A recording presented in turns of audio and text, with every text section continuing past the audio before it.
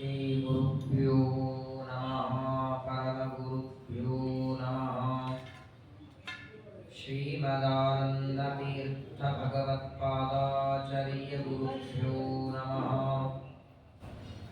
व्यासाय भवनाशाय श्रीशाय गुणराशये हृद्याय शुद्धविद्याय मध्वाय च नमो नमः।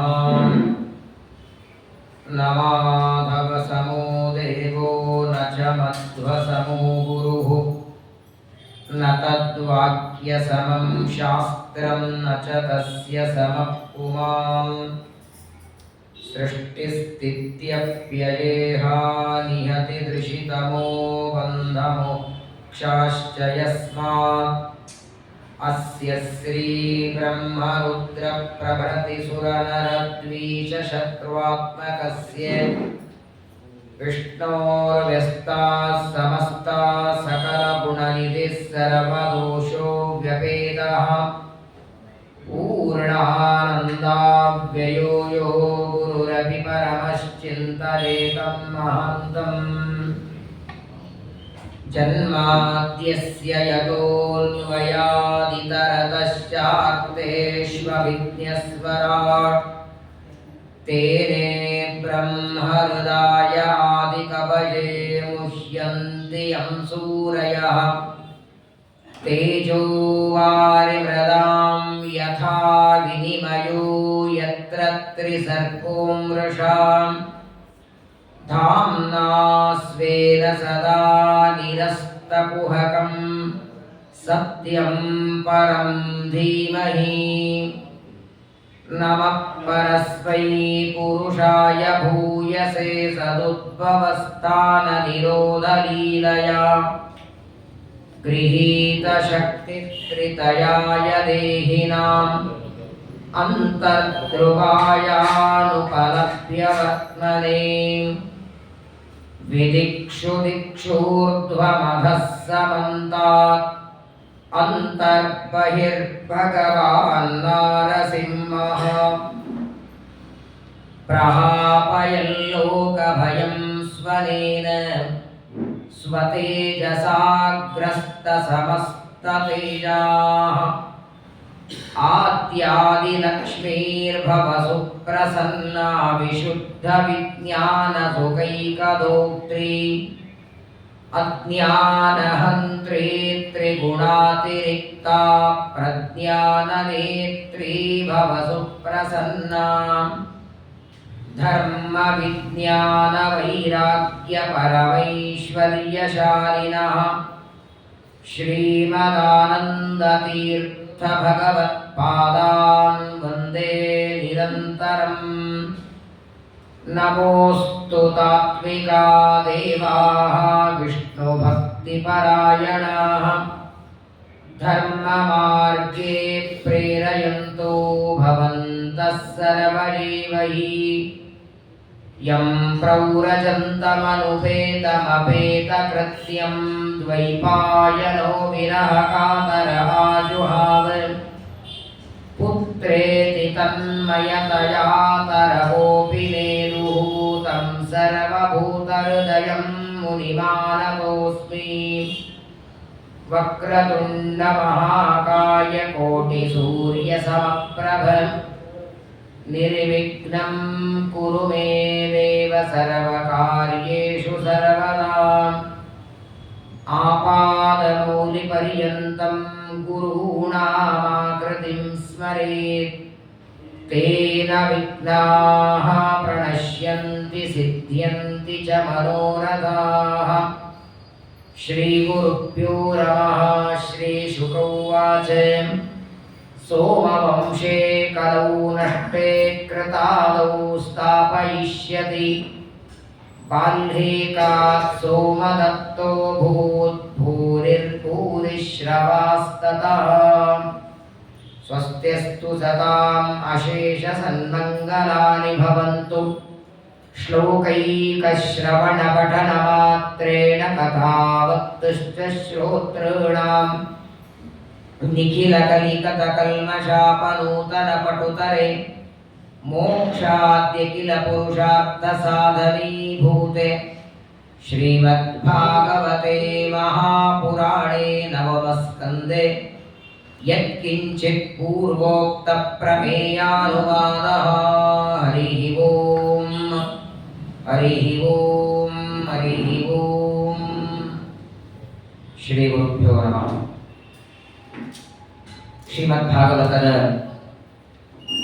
ಸಂವತ್ಸರ ಜ್ಞಾನ ಸತ್ರದಲ್ಲಿ 9ನೇ ಸ್ಕಂದದಲ್ಲಿ ಚಂದ್ರವಂಶದ ರಾಜರ ಕಥೆಗಳನ್ನು ಶುಕಾಚಾರ್ಯರ ಮುಖ ಕಮಲದಿಂದ ಶ್ರವಣ ಮಾಡ್ತಾ ಇದ್ದಾರೆ ಪರೀಕ್ಷಿತ ಮಹಾರಾಜರು.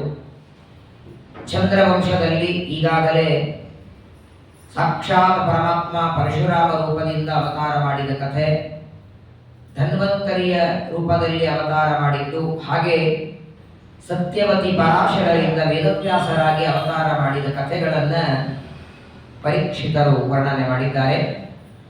ಪರಮಾತ್ಮನ 3 ಅವತಾರಗಳು ಈಗಾಗಲೇ ಚಂದ್ರವಂಶದಲ್ಲಿ ಆಗಿದೆ. ಒಂದು ಪರಶುರಾಮ, 2ನೇದು ಧನ್ವಂತರಿ, 3ನೇದು ಅದೇ ಪರಮಾತ್ಮ ವೇದವ್ಯಾಸರಾಗಿ ಬಂದು ಈಗ ಮತ್ತೆ ಕೃಷ್ಣನಾಗಿ ಅವತಾರ ಮಾಡೋನಿದ್ದಾನೆ. ಆ ಕೃಷ್ಣ ಪರಮಾತ್ಮನ ಅವತಾರ ಆದದ್ದು ಯದುರಾಜನ ವಂಶದಲ್ಲಿ. ಯದುರಾಜ ಯಯಾತಿಯ ಮಗ. ಯಯಾತಿಯ 6 ಜನ ಮಕ್ಕಳ ಕಥೆಯನ್ನ ವಿಸ್ತಾರವಾಗಿ ಹೇಳುವಾಗ ಮೊದಲು ಪೂರುರಾಜನ ವಂಶವನ್ನ ಹೇಳುತ್ತಾರೆ. ಯಯಾತಿ ರಾಜನಿಗೆ ಶರ್ಮಿಷ್ಠೆಯಲ್ಲಿ ಹುಟ್ಟಿದ 3 ಜನ ಮಕ್ಕಳಲ್ಲಿ ಕೊನೆ ಮಗನಾದ ಪೂರು, ಅವನ ವಂಶದಲ್ಲಿ ಅನೇಕ ರಾಜರು ಬರ್ತಾರೆ. ಅದೇ ವಂಶದಲ್ಲಿ ಪ್ರತೀಕಾಂತ ರಾಜ, ಅವರ ಕಥೆಯನ್ನು ಹೇಳ್ತಾರೆ. ಪ್ರತೀಕ ರಾಜನಿಗೆ ದೇವಾಪಿ, ಬಾಲ್ಹೀಕ, ಶಂತನು ಅಂತ 3 ಜನ ಮಕ್ಕಳು.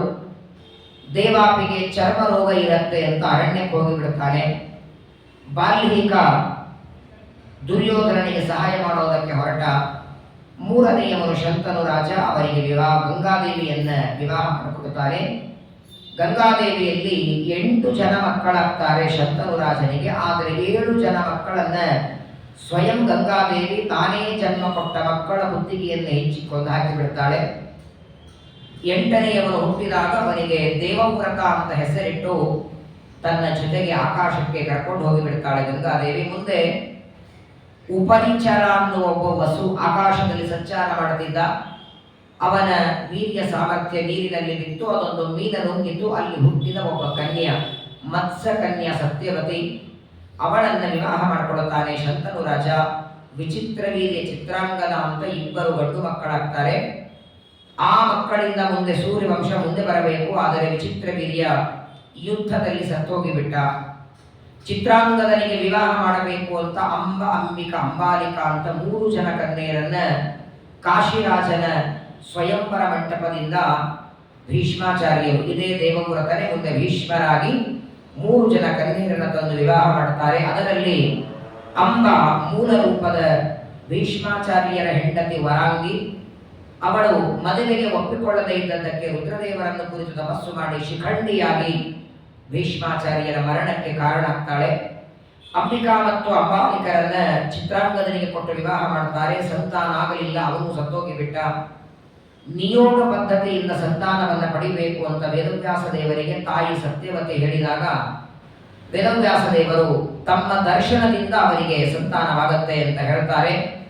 ಮೊದಲನೆಯವಳು ಅಂಬಿಕಾ ವೇದವ್ಯಾಸ ದೇವರ ರೂಪವನ್ನು ನೋಡಿ ಕಣ್ಣು ಮುಚ್ಚುತ್ತಾಳೆ. ಆ ಭಗವಂತನ ಸಾಮರ್ಥ್ಯ, ಅವನ ಆ ತೇಜಸ್ಸಿನ ರೂಪ ನೋಡಲಿಕ್ಕಾಗದೆ ಕಣ್ಣು ಮುಚ್ಚಿರ್ತಾಳೆ. ಕಣ್ಣು ಮುಚ್ಚಿದಾಗ ಗರ್ಭಧಾರಣೆಯಾಗಿ ಕುರುಡನಾದ ಧೃತರಾಷ್ಟ್ರ ಹುಟ್ಟಿದ. ಈ ಮಗ ಕುರುಡ ಇದ್ದಾನೆ, ಇವನು ರಾಜ್ಯಕ್ಕೆ ಯೋಗ್ಯನಲ್ಲ, ಇನ್ನೊಬ್ಬ ಮಗ ಬೇಕು ಅಂತ ಮತ್ತೆ 2ನೇ ಸೊಸೆಯನ್ನು ಕಳಿಸಿದಾಗ ಅವಳು ವೇದವ್ಯಾಸರನ್ನ ನೋಡಿ ಪಾಂಡು ರೋಗದಿಂದ, ಬೆಳ್ಳಗಾದ ಪಾಂಡು ರೋಗದಿಂದ ಮಗ ಹುಟ್ಟಿ ಬರ್ತಾನೆ. ಅದು ಕೂಡ ಮಾತ್ರ ದೋಷನೇ. 3ನೇ ಸಲ ಇವರಿಬ್ಬರೂ ಹೋಗದೆ ಮನೆ ಕೆಲಸ ಮಾಡುವ ದಾಸಿಯನ್ನು ಕಳಿಸ್ತಾರೆ. ಅಲ್ಲಿ ವಿದುರ ಹುಟ್ಟಿ ಬರ್ತಾನೆ. ಈ ಧೃತರಾಷ್ಟ್ರ ಮತ್ತು ಪಾಂಡು ರಾಜನಿಗೆ ಮತ್ತೆ ಭೀಷ್ಮಾಚಾರ್ಯರೇ ಗಾಂಧಾರ ದೇಶದಿಂದ ಗಾಂಧಾರಿಯನ್ನು ತಂದು ಧೃತರಾಷ್ಟ್ರನಿಗೆ ವಿವಾಹ ಮಾಡ್ತಾರೆ.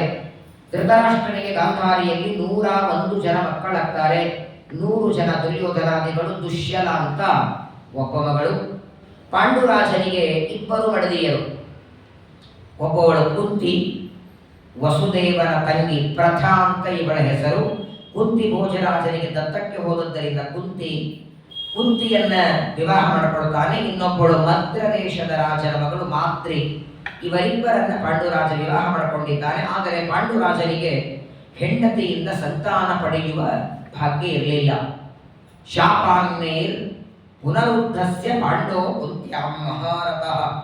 ಒಂದು ಸಲ ಪಾಂಡುರಾಜ ಬೇಟೆಗೆ ಹೋಗಿದ್ದ ಅರಣ್ಯಕ್ಕೆ. ಅಲ್ಲಿ ಒಬ್ಬ ಜ್ಞಾನಿಗಳು, ಮಹಾ ತಪಸ್ವಿಗಳಾದ ಕಿಂದಮ ಅಂತ ಋಷಿಗಳು ಒಂದು ಪ್ರಾಣಿಯ ವೇಷದಲ್ಲಿ ಸಂಚಾರ ಮಾಡ್ತೀವಿ. ಋಷಿಗಳಿಗೆ ಬೇಕಾದ ವೇಷ ಹಾಕೊಳ್ಬಹುದು, ತಮ್ಮ ಸಾಧನೆಗೆ ಅಡ್ಡಿಯಾಗತ್ತೆ, ಮನುಷ್ಯ ರೂಪದಿಂದ ಸಂಚಾರ ಮಾಡಿದರೆ ನನ್ನನ್ನು ಯಾವುದಾದ್ರೂ ಪ್ರಾಣಿ ನೋಡಿತು ಅಂತ ತಾವು ಪ್ರಾಣಿಯ ವೇಷದಲ್ಲಿ ಆ ಋಷಿಗಳು ಸಂಚಾರ ಮಾಡುವಾಗ ಅರಿಯದೆ ಗೊತ್ತಾಗದೆ ಪಾಂಡುರಾಜ ಬಾಣ ಬಿಡುತ್ತಾನೆ. ಅವರು ಶಾಪ ಕೊಡ್ತಾರೆ, ನಿನಗೆ ಹೆಂಡತಿಯಿಂದ ಸಂತಾನ ಆಗೋದು ಬೇಡ. ಆ ಋಷಿಗಳ ಶಾಪ ಇದ್ದದ್ದರಿಂದ ನೇರವಾಗಿ ಹೆಂಡತಿಯಿಂದ ಸಂತಾನ ಪಡಲಿಕ್ಕಾಗಲಿಲ್ಲ. ಆದರೆ ಕುಂತಿದೇವಿಗೆ ಜ್ಞಾನಿಗಳಾದಂತಹ ರುದ್ರದೇವರ ಅವತಾರರಾದ ದುರ್ವಾಸರು ಚಾತುರ್ಮಾಸ್ಯ ಕಾಲದಲ್ಲಿ ಸೇವೆ ಮಾಡಿದ್ದಕ್ಕೆ ಒಂದು ಮಂತ್ರ ಕೊಟ್ಟಿರ್ತಾನೆ. ಆಗ ಕುಂತಿಗೆ 13 ವರ್ಷ. 13ನೇ ವಯಸ್ಸಿನಲ್ಲೇನೆ ವೇದವ್ಯಾಪ ದುರ್ವಾಸರಿಂದ ದಿವ್ಯವಾದ ಮಂತ್ರವನ್ನು ಪಡೆದಿರ್ತಾಳೆ. ಆ ಮಂತ್ರವನ್ನು ಪರೀಕ್ಷೆ ಮಾಡಬೇಕು ಅಂತ ಸೂರ್ಯನನ್ನ ಕರೆದಾಗ ಮೂರ್ತಿಯಾಗಿ ಬಂದು ನಿಲ್ಲುತ್ತಾನೆ ಮಗನಾಗಿ. ವಿವಾಹಕ್ಕಿಂತ ಮೊದಲೇ ಮಗುವಾಯಿತು ಅಂತ ಅಪವಾದ ಜನ ಎಲ್ಲ ಹಾಕ್ತಾರೆ ಅಂತ ಮಗನನ್ನ ತೆರಿ ಬಿಡ್ತಾಳೆ. ಆ ದೇವತೆಗಳನ್ನ ಕರೆಯುವ ಮಂತ್ರ ಕುಂತಿಗೆ ಇದ್ದದ್ದರಿಂದ ಆ ಮಂತ್ರ ಬಲದಿಂದಲೇ ಕರಿಬೇಕು. ಯಾರನ್ನ ಕರೀಲಿ ಎಂದು ಕರಿಬೇಕಾದ್ರೂ ಗಂಡನ ಅಪ್ಪಣೆ ಬೇಕು. ಪಾಂಡುರಾಜನಿಗೆ ಕುಂತಿ ಅಂತಾಳೆ, ನಮಗೆ ನಿಮ್ಮಿಂದ ಅಂತೂ ಸಂತಾನ ಇಲ್ಲ, ಮಂತ್ರದಿಂದಾದರೂ ದೇವತೆಗಳನ್ನ ಕರಿಬೇಕು, ಯಾರನ್ನ ಕರೆಯೋಣ ಅಂದಾಗ ಪಾಂಡುರಾಜ ಹೇಳ್ತಾನೆ, ಮೊಟ್ಟ ಮೊದಲನೇದಾಗಿ ನಮ್ಮ ಜೀವನದಲ್ಲಿ ಪ್ರಧಾನವಾದದ್ದು ಧರ್ಮದಿಂದ ಜೀವನ ನಡಿಬೇಕು. ಸತ್ಯ, ದಯ, ಶಾಂತಿ, ಆರ್ಜವ ಇವೆಲ್ಲ ಗುಣಗಳಿಂದ ಯುಕ್ತನಾದ, ಶಾಂತನಾದ, ಸದಾಚಾರಿಯಾದ ಮಗನನ್ನ ನೀನು ಕರಿಬೇಕು ಅಂದಾಗ ಅಂಥವ್ರು ಯಾರಿದ್ದಾರೆ ಅಂತ ದೇವತೆಗಳನ್ನು ಹುಡುಕಿದರೆ ಎಲ್ಲ ಜೀವರಾಶಿಗಳಿಗೆ ಅವರವರ ಪುಣ್ಯ ಪಾಪಗಳಿಗೆ ಶಿಕ್ಷೆಯನ್ನು ಕೊಡುವಂತಹ ಯಮಧರ್ಮನ ನೆನಪಾಯಿ. ಅವನ ಹೆಸರೇ ಧರ್ಮದ ಮೂರ್ತಿ. ಯಮಧರ್ಮನನ್ನ ಮಂತ್ರದಿಂದ ಕರೆದಾಗ ಧರ್ಮರಾಜನಾಗಿ ಹುಟ್ಟಿ ಬರ್ತಾನೆ. ಮತ್ತೆ ಕುಂತಿದೇವಿ ಕೇಳ್ತಾಳೆ, ಎರಡನೇ ಮಗನನ್ನ ಯಾರನ್ನ ಕರೀಲಿ? ತಾರತಮ್ಯದಲ್ಲಿ ಪರಮಾತ್ಮನ ನಂತರದಲ್ಲಿ ಯಾರು ಬರ್ತಾರೋ ಅವರನ್ನ ಕರೆಯಲ್ಲ. ಯಾಕೆಂದ್ರೆ ಧರ್ಮವನ್ನ ಬೇಕು ಅಂತ ಮೊದಲನೇ ಮಗನನ್ನ ಕರೆದಿ ಆ ಧರ್ಮ ಉಳಿಬೇಕಾದರೆ 3 ಬೇಕು: ಜ್ಞಾನಬಲ, ಮನೋಬಲ, ದೇಹಬಲ. ಕೆಲವರಿಗೆ ದೇಹಬಲ ಇರುತ್ತೆ, ಮನೋಬಲ ಇರಲ್ಲ. ಮನೋಬಲ ಇದ್ರೆ ಜ್ಞಾನಬಲ ಇರಂಗಿಲ್ಲ. 3 ಬಲಗಳು ಪ್ರಬುದ್ಧವಾಗಿ ಇರುವ ವ್ಯಕ್ತಿ ಯಾರಿದ್ದಾರೋ ಅವರನ್ನ ಕರಿ. ಅವನು ದೇವರ ನಂತರದಲ್ಲಿ ತಾರತಮ್ಯದಲ್ಲಿ ಬಂದಿರಬೇಕು. ಯಾರಿದ್ದಾರೆ? ಬ್ರಹ್ಮದೇವರಿದ್ರೂ ಕೂಡ ಬ್ರಹ್ಮದೇವರ ಭೂಮಿಗೆ ಬರೋ ಹಾಗಿಲ್ಲ. ಹಾಗಾಗಿ ಜ್ಞಾನೇ ವಿರಾಗೆ ಹರಿಭಕ್ತಿ ಭಾವೆ ಧೃತಿ ಸ್ಮೃತಿ ಪ್ರಾಣ ಬಲೇಶು ಯೋಗೆ ಬುದ್ಧೌ ಚ ನಾನ್ಯೋ ಹನುಮತ್ ಸಮಾನ. ವಾಯುದೇವರಿಗೆ ಸಮಾನನಾದ ವ್ಯಕ್ತಿ ಜ್ಞಾನದಲ್ಲಿ, ಬಲದಲ್ಲಿ, ಗುಣದಲ್ಲಿ ಮತ್ತೊಬ್ಬರಿಲ್ಲ. ಹಾಗಾಗಿ ಎರಡನೇದಾಗಿ ವಾಯುದೇವರನ್ನ ಕರೆದಾಗ ಭೀಮಸೇನ ದೇವರಾಗಿ ಹುಟ್ಟಿ ಬರ್ತಾರೆ. ಭೀಮಸೇನ ದೇವರು ಕುಂತಿದೇವಿಯಲ್ಲಿ ಮಗನಾಗುವುದಕ್ಕೆ 12 ವರ್ಷದ ತಪಸ್ಸು. ಇದು 3 ಕಡೆಗೂ ಹನುಮಾವತಾರದಲ್ಲಿ ಅಂಜನಾದೇವಿ ಮಾಡಿದ ತಪಸ್ಸು 12 ವರ್ಷ, ಕುಂತಿದೇವಿ ಭೀಮನನ್ನ ಮಗನಾಗಿ ಪಡೆಯುವುದಕ್ಕೆ ಮಾಡಿದ ತಪಸ್ಸು 12 ವರ್ಷ, ವೇದವತಿ ಮಧ್ವಾಚಾರ್ಯರನ್ನ ಮಗನಾಗಿ ಪಡೆಯುವುದಕ್ಕೆ ಮಾಡಿದ್ದು 12 ವರ್ಷ. ಪೂರ್ವೇಪಿ ಕರ್ದಮ ಪರಾಶರ ಪಾಂಡು ಮುಖ್ಯ ಯತ್ ಸೇವಯಾ ಗುಣಗಣಾಢ್ಯಂ ಅಪತ್ಯಮಾಪುಹು ಅಂತ ಸುಮಧ್ವಿಜಯದಲ್ಲಿ ಆಚಾರ್ಯರ ಅವತಾರ ಆಗುವಾಗ ಹೇಳ್ತಾರೆ. 12 ವರ್ಷದ ತಪಸ್ಸಿನ ಪ್ರಭಾವದಿಂದ ಎರಡನೇ ಮಗನನ್ನ ಕರೀತಾಳೆ. ಇನ್ನೊಬ್ಬ ಮಗ ಬೇಕು. ಮೂರನೆಯವನನ್ನು ಯಾರಿಗೆ ಕರಿಬೇಕು? ಮೊದಲನೇದು ಧರ್ಮ ಬಂದ. ಆ ಧರ್ಮದ ರಕ್ಷಣೆಗೆ ಜ್ಞಾನಬಲ, ಮನೋಬಲ, ದೇಹಬಲ ಉಳ್ಳ ಮಗ ಬಂದ. ಆಗ ಪಾಂಡುರಾಜ ಅಂತಾನೆ, ಧರ್ಮ ನಡಿಬೇಕಾದ್ರೆ ಸಂಪತ್ತಿದ್ರೆ ಆಗದು. ಹಾಗಾದ್ರೆ ಐಶ್ವರ್ಯಕ್ಕೆ ಅಭಿಮಾನಿಯಾದ ಇಂದ್ರನನ್ನ ಮೂರನೆಯವನಾಗಿ ಕರಿ ಎಂದಾಗ ಇಂದ್ರದೇವರು ಅರ್ಜುನನಾಗಿ, ಹೀಗೆ ಯಮಧರ್ಮದೇವರು ಧರ್ಮರಾಜನಾಗಿ, ವಾಯುದೇವರು ಭೀಮಸೇನ ದೇವರಾಗಿ, ಇಂದ್ರದೇವರು ಅರ್ಜುನನಾಗಿ ಹುಟ್ಟಿ ಬರ್ತಾರೆ. 3 ಕುಂತಿದೇವಿಯಲ್ಲಿ ಮಂತ್ರದಿಂದ ಬರ್ತಾರೆ. ಆದರೆ ಮಾತ್ರಿಗೆ ಸಂತಾನವೇ ಆಗಲಿಲ್ಲ. ಪಾಂಡುರಾಜನಿಂದ ಸಂತಾನ ಪಡೆಯುವ ಹಾಗಿಲ್ಲ. ಮಾತ್ರಿಗೆ ಮಂತ್ರ ಇಲ್ಲ. ಹಾಗಾದ್ರೆ ಮಂತ್ರಜ್ಞಾನ ಇಲ್ಲದೆ ಸಂತಾನವೇ ಇಲ್ಲದೆ ಒದ್ದಾಡುವಾಗ ಒಂದು ದಿನ ಗಂಡನಾದ ಪಾಂಡುರಾಜನಿಗೆ ಮಾತ್ರೆ ಹೇಳ್ತಾಳೆ, ಏನಾದರೂ ಮಾಡಿ ಆ ಕುಂತಿಯಲ್ಲಿ ಇರುವ ಮಂತ್ರ ನನಗೂ ಬರುವ ಹಾಗೆ ಮಾಡಿ, ನಾನು ಮಂತ್ರದಿಂದ ದೇವತೆಗಳನ್ನು ಕರೀತೇನೆ ಎಂದಾಗ ಪಾಂಡುರಾಜ ಕುಂತಿಗೆ ಹೇಳ್ತಾನೆ, ನಿನಗಿರುವ ಮಂತ್ರದ ಶಕ್ತಿಯನ್ನ ಮಾತ್ರಿಗೂ ಕೊಡು, ಅವಳು ಮಕ್ಕಳನ್ನ ಪಡೀಲಿ ಎಂದಾಗ ಇಲ್ಲ ಅಂತ. ನಾನು ದುರ್ವಾಸರಿಂದ ಮಂತ್ರವನ್ನ ಪಡೆಯುವಾಗ ದುರ್ವಾಸರು ಆಜ್ಞೆ ಮಾಡಿಕೊಟ್ಟಿದ್ದಾರೆ, ಈ ಮಂತ್ರವನ್ನ ನಾನು ನಿನಗೆ ಉಪದೇಶ ಮಾಡ್ತೇನೆ, ನೀನು ಯಾರಿಗೆ ಹೇಳ್ತಕ್ಕದ್ದಲ್ಲ, ಹೇಗೆ ಬೇಕೋ ಹಾಗೆ ಬಳಸ್ತಕ್ಕದ್ದಲ್ಲ ಇದನ್ನ, ಹಾಗಾಗಿ ನಾನು ಕೊಡೋದಿಲ್ಲ ಅಂತಾಳೆ. ಆದರೆ ಪಾಂಡುರಾಜ ಅಂತಾನೆ, ನೋಡು, ಯಾವ ತಾಯಿಯಾದರೂ ತಾನು ತಾಯಿಯಾಗಬೇಕು ಅಂತ ಪ್ರತಿಯೊಬ್ಬ ಹೆಣ್ಣಿಗೂ ಆಸೆ ಇರ್ತದೆ. ಮಾತ್ರಿಗೆ ಸಂತಾನವೇ ಇಲ್ಲದೆ ಒದ್ದಾಡ್ತಾಳೆ. ದುರ್ವಾಸರನ್ನ ಪ್ರಾರ್ಥನೆ ಮಾಡಿ ಅವರ ಒಪ್ಪಿಗೆ ಕೊಟ್ರೆ ಮಂತ್ರವನ್ನ ಕೊಡ್ತೇನೆ ಅಂತ ಕುಂತಿ ಹೇಳ್ತಾಳೆ. ಆದರೆ ಒಂದು ಕರಾರ ಹಾಕ್ತಾಳೆ, ನಾನು ಮಾತ್ರಿಗೆ ಮಂತ್ರವನ್ನ ಕೊಡ್ತೇನೆ, ಆದರೆ ಆ ಮಂತ್ರವನ್ನ ಒಂದೇ ಬಾರಿ ಪಠನ ಮಾಡಬೇಕು. ಒಂದು ಬಾರಿ ಪಠನ ಮಾಡಿದರೆ ಮತ್ತೆ ಎರಡನೇ ಬಾರಿ ಹೇಳಿದರೆ ಆ ಮಂತ್ರ ಫಲ ಕೊಡೋದಿಲ್ಲ. ಎಷ್ಟು ಕರಾರ ಹಾಕ್ತಾಳು. ತನ್ನಂತ 3 ಜನ ಮಕ್ಕಳನ್ನು ಪಡೆದು ಬಿಟ್ರೆ ತನಗೆ ಸಮಾನವಾಗಿ ಮಾತ್ರಿ ಪಡಿಬಾರದು ಅಂತ ಹೇಳಿ ಒಂದು ಸಲ ಮಾತ್ರ ಕರೆದರೆ ಫಲ ಕೊಡುತ್ತೆ ಎಂದಾಗ ಆಗಲಿ ಎಂದು. ಆದರೆ ಮಾತ್ರಿಗೆ ಒಂದೇ ಆಸೆ, ಕುಂತಿಗೆ 3 ಇದ್ದಾರೆ, ನನಗೆ 2 ಆದರೆ ಇರಲಿ, 3 ಮಕ್ಕಳ ಬೇಡ, 2. ಆದರೆ ಮಂತ್ರ ಒಂದೇ ಸಲ ಹೇಳಬೇಕು. ಒಂದು ಬಾರಿ ಮಂತ್ರದಿಂದ 2 ಮಕ್ಕಳನ್ನ ಪಡೆಯೋದು ಹೇಗೆ ಅಂತ ವಿಚಾರ ಮಾಡಿ ದೇವತೆಗಳಲ್ಲಿ ನೋಡಿದ್ದು, ಒಬ್ಬರನ್ನ ಕರೆದ್ರೆ 2 ಬರೋರು ಯಾರಿದ್ದಾರೆ. ಆಗ ಗೊತ್ತಾಯ್ತು, ಯಾವಾಗಲೂ ಜೋಡಿ ಮೇಲೆ ಬರಬೇಕು. ಯಾವುದೇ ಸಂದರ್ಭದಲ್ಲಿ ಒಬ್ಬ ವ್ಯಕ್ತಿ ಕರೆದರೂ ಇನ್ನೊಬ್ಬರು ಕರೆಯದೇನೆ ಬರುವರು ದೇವತೆಗಳ ಡಾಕ್ಟರ್ ಅಶ್ವಿನಿ ದೇವತೆಗಳನ್ನ ನೋಡಿ ಒಂದೇ ಬಾರಿ ಮಂತ್ರ ಪ್ರಯೋಗ ಮಾಡಿ 2 ಅಶ್ವಿನಿ ದೇವತೆಗಳನ್ನ ಕರೀತಾರೆ. ಅವರಿಬ್ಬರು ಅನುಗ್ರಹವನ್ನ ಮಾಡಿ ನಕುಲ ಸಹದೇವರಾಗಿ ಮಾತ್ರೆಯಲ್ಲಿ ಹುಟ್ಟಿ ಬರ್ತಾರೆ. ಹೀಗೆ ಪಾಂಡುರಾಜನಿಗೆ ಕುಂತಿಯಲ್ಲಿ 3 ಜನ, ಮಾತ್ರೆಯಲ್ಲಿ 2 ಮಕ್ಕಳಾಗ್ತಾರೆ. ಆ 5 ಜನ ಪಾಂಡವರಿಗೆ ಪ್ರತ್ಯೇಕವಾಗಿ ದ್ರೌಪದಿ ಬಿಟ್ಟು ಬೇರೆ ಬೇರೆ ಹೆಂಡಂದಿರಿದ್ದಾರೆ. ದ್ರುಪದರಾಜನ ಮಗಳಾದ ದ್ರೌಪದಿಯನ್ನ ಸ್ವಯಂವರದಲ್ಲಿ ದ್ರೌಪದಿಯನ್ನ ಕರ್ಕೊಂಡು ಬರ್ತಾರೆ, ಗೆದ್ದು ತರ್ತಾರೆ.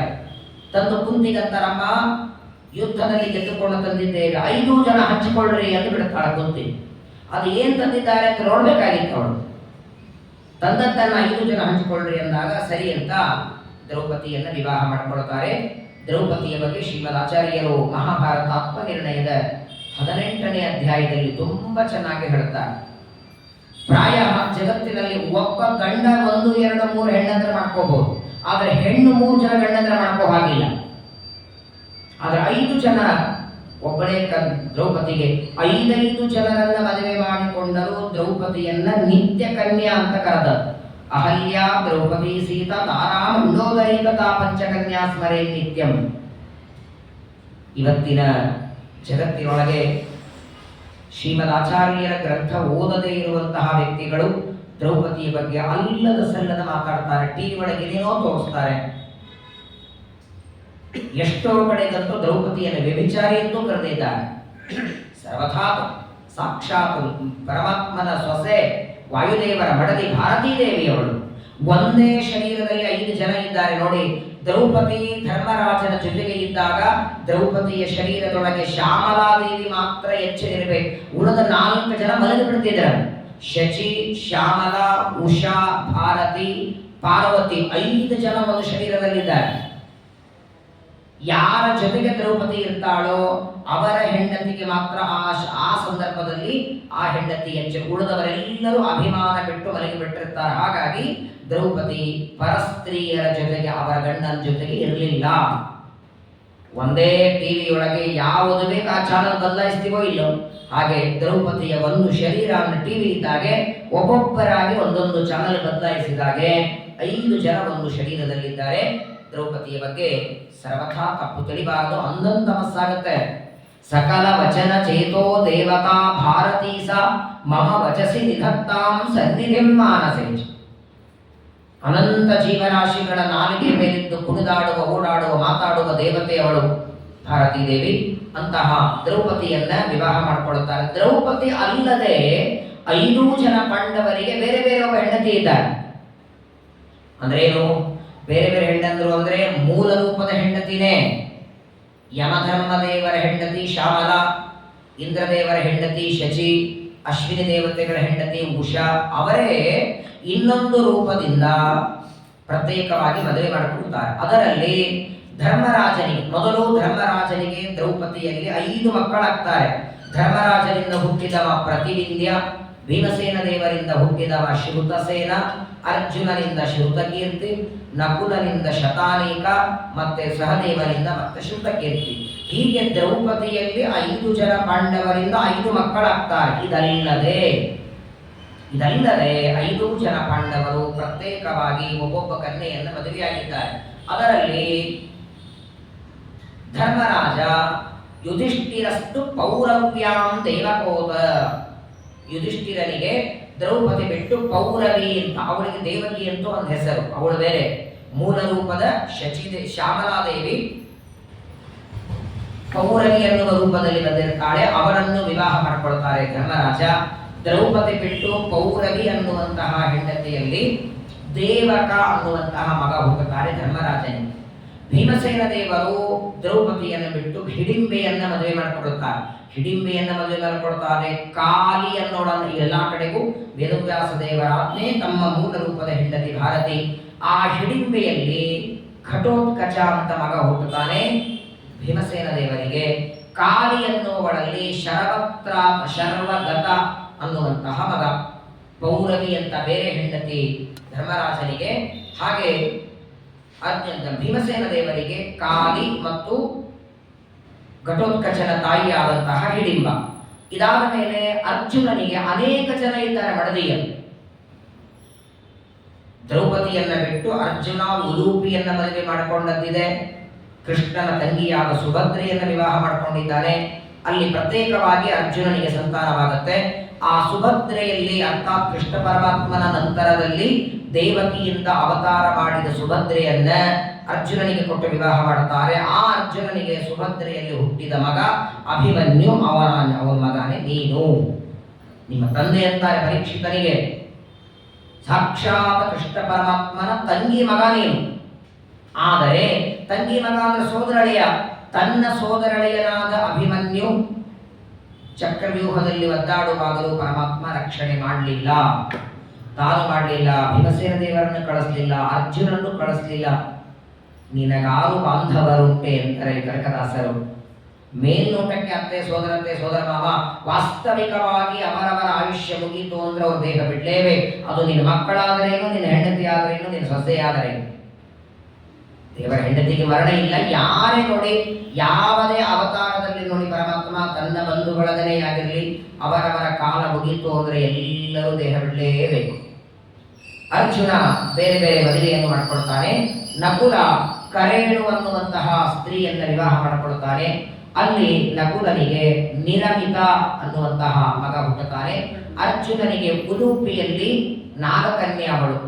ಆ ಉಲೂಪಿಯಲ್ಲಿ ಇರಾವಂತ ಮಣನ್ ಅಂತ ಮಗ ಆಗ್ತಾನೆ. ಚಿತ್ರಾಂಗದ ಅಂತ ಇನ್ನೊಬ್ಬ ಹೆಂಡತಿ ಅರ್ಜುನನಿಗೆ. ಉಲೂಪಿಯಲ್ಲಿ ಇರಾವಂತ, ಚಿತ್ರಾಂಗದೆಯಲ್ಲಿ ಬಭ್ರುವಾಹನ, ಸುಭದ್ರೆಯಲ್ಲಿ ಅಭಿಮನ್ಯು. ಹೀಗೆ 3 ಜನ ಮಕ್ಕಳಾಗ್ತಾರೆ. ಈ ಕೃಷ್ಣ ಪರಮಾತ್ಮನ ತಂಗಿಯಾದ ಸುಭದ್ರೆ ಇವಳು ತ್ರೇತಾಯುಗದಲ್ಲಿ ರಾಮಾವತಾರದಲ್ಲಿ ಇವಳು ತ್ರಿಜಟ ಅಂತ ರಾಕ್ಷಸಿ. ಸೀತಾದೇವಿ ಲಂಕಾಪಟ್ಟಣದಲ್ಲಿ 1 ವರ್ಷ ಇರುವಾಗ ಅಶೋಕವನದಲ್ಲಿ ಸೀತಾದೇವಿಯ ರಕ್ಷಣೆಗೆ ಇದ್ದ ರಾಕ್ಷಸಿ ಇವಳು. ರಾಮಾವತಾರದಲ್ಲಿ ರಾಕ್ಷಸಿಯಾದ ತ್ರಿಜಟ ಇಲ್ಲಿ ಕೃಷ್ಣನ ತಂಗಿಯಾಗಿ ಹುಟ್ಟಿ ಬಂದದ್ದಕ್ಕೆ ಕಾರಣ ಏನು ಅಂದ್ರೆ, ಅವಳು ತ್ರಿಜಟೆಯಾದಾಗ ಸೀತಾದೇವಿಗೆ ಒಳ್ಳೆ ಮಾತಿನಿಂದ ಸೇವೆ ಮಾಡಿರ್ತಾಳೆ. ಸೇವೆ ಅಂದ್ರೆ ಕೈಕಾಲು ಒತ್ತೋದೇ ಅಲ್ಲ, ಅಡಿಗೆ ಮಾಡಿ ಬಡಿಸೋದೇ ಸೇವೆ ಅಲ್ಲ. ರಾವಣ ಪದೇ ಪದೇ ಬಂದು ನನ್ನ ವಿವಾಹ ಮಾಡಿಕೊ ಅಂತ ಸೀತಾದೇವಿಗೆ ಪೀಡೆ ಕೊಡುವಾಗ ರಾಮನೇ ಬಂದು ನಿನ್ನನ್ನು ಕರ್ಕೊಂಡು ಹೋಗ್ತಾನೆ, ನೀನು ರಾಮನಿಗೆ ಸರಿಯಾದ ಹೆಂಡತಿ ಅಂತ ಸಮಾಧಾನದ ಮಾತುಗಳನ್ನು ತ್ರಿಜಟೆ ಹೇಳಿ ಸೀತಾದೇವಿಗೆ ಅಲ್ಲಿ ಸೇವೆ ಮಾಡಿರ್ತಾಳೆ. ಆ ಒಂದು ಸೇವೆಗೆ ಆ ತ್ರಿಜಟೆಯನ್ನು ಇಲ್ಲಿ ತಂಗಿಯಾಗಿ ಮಾಡಿಕೊಂಡು ಅವಳಲ್ಲಿ ಅಭಿಮನ್ಯು ಮಗನಾಗಿ ಹುಟ್ಟಿ ಬರ್ತಾನೆ. ಈ ಅಭಿಮನ್ಯುವಿಗೆ ವಿರಾಟ ರಾಜನ ಮಗಳಾದ ಉತ್ತರಾದೇವಿಯನ್ನು ಕೊಟ್ಟು ವಿವಾಹ ಮಾಡ್ತಾರೆ.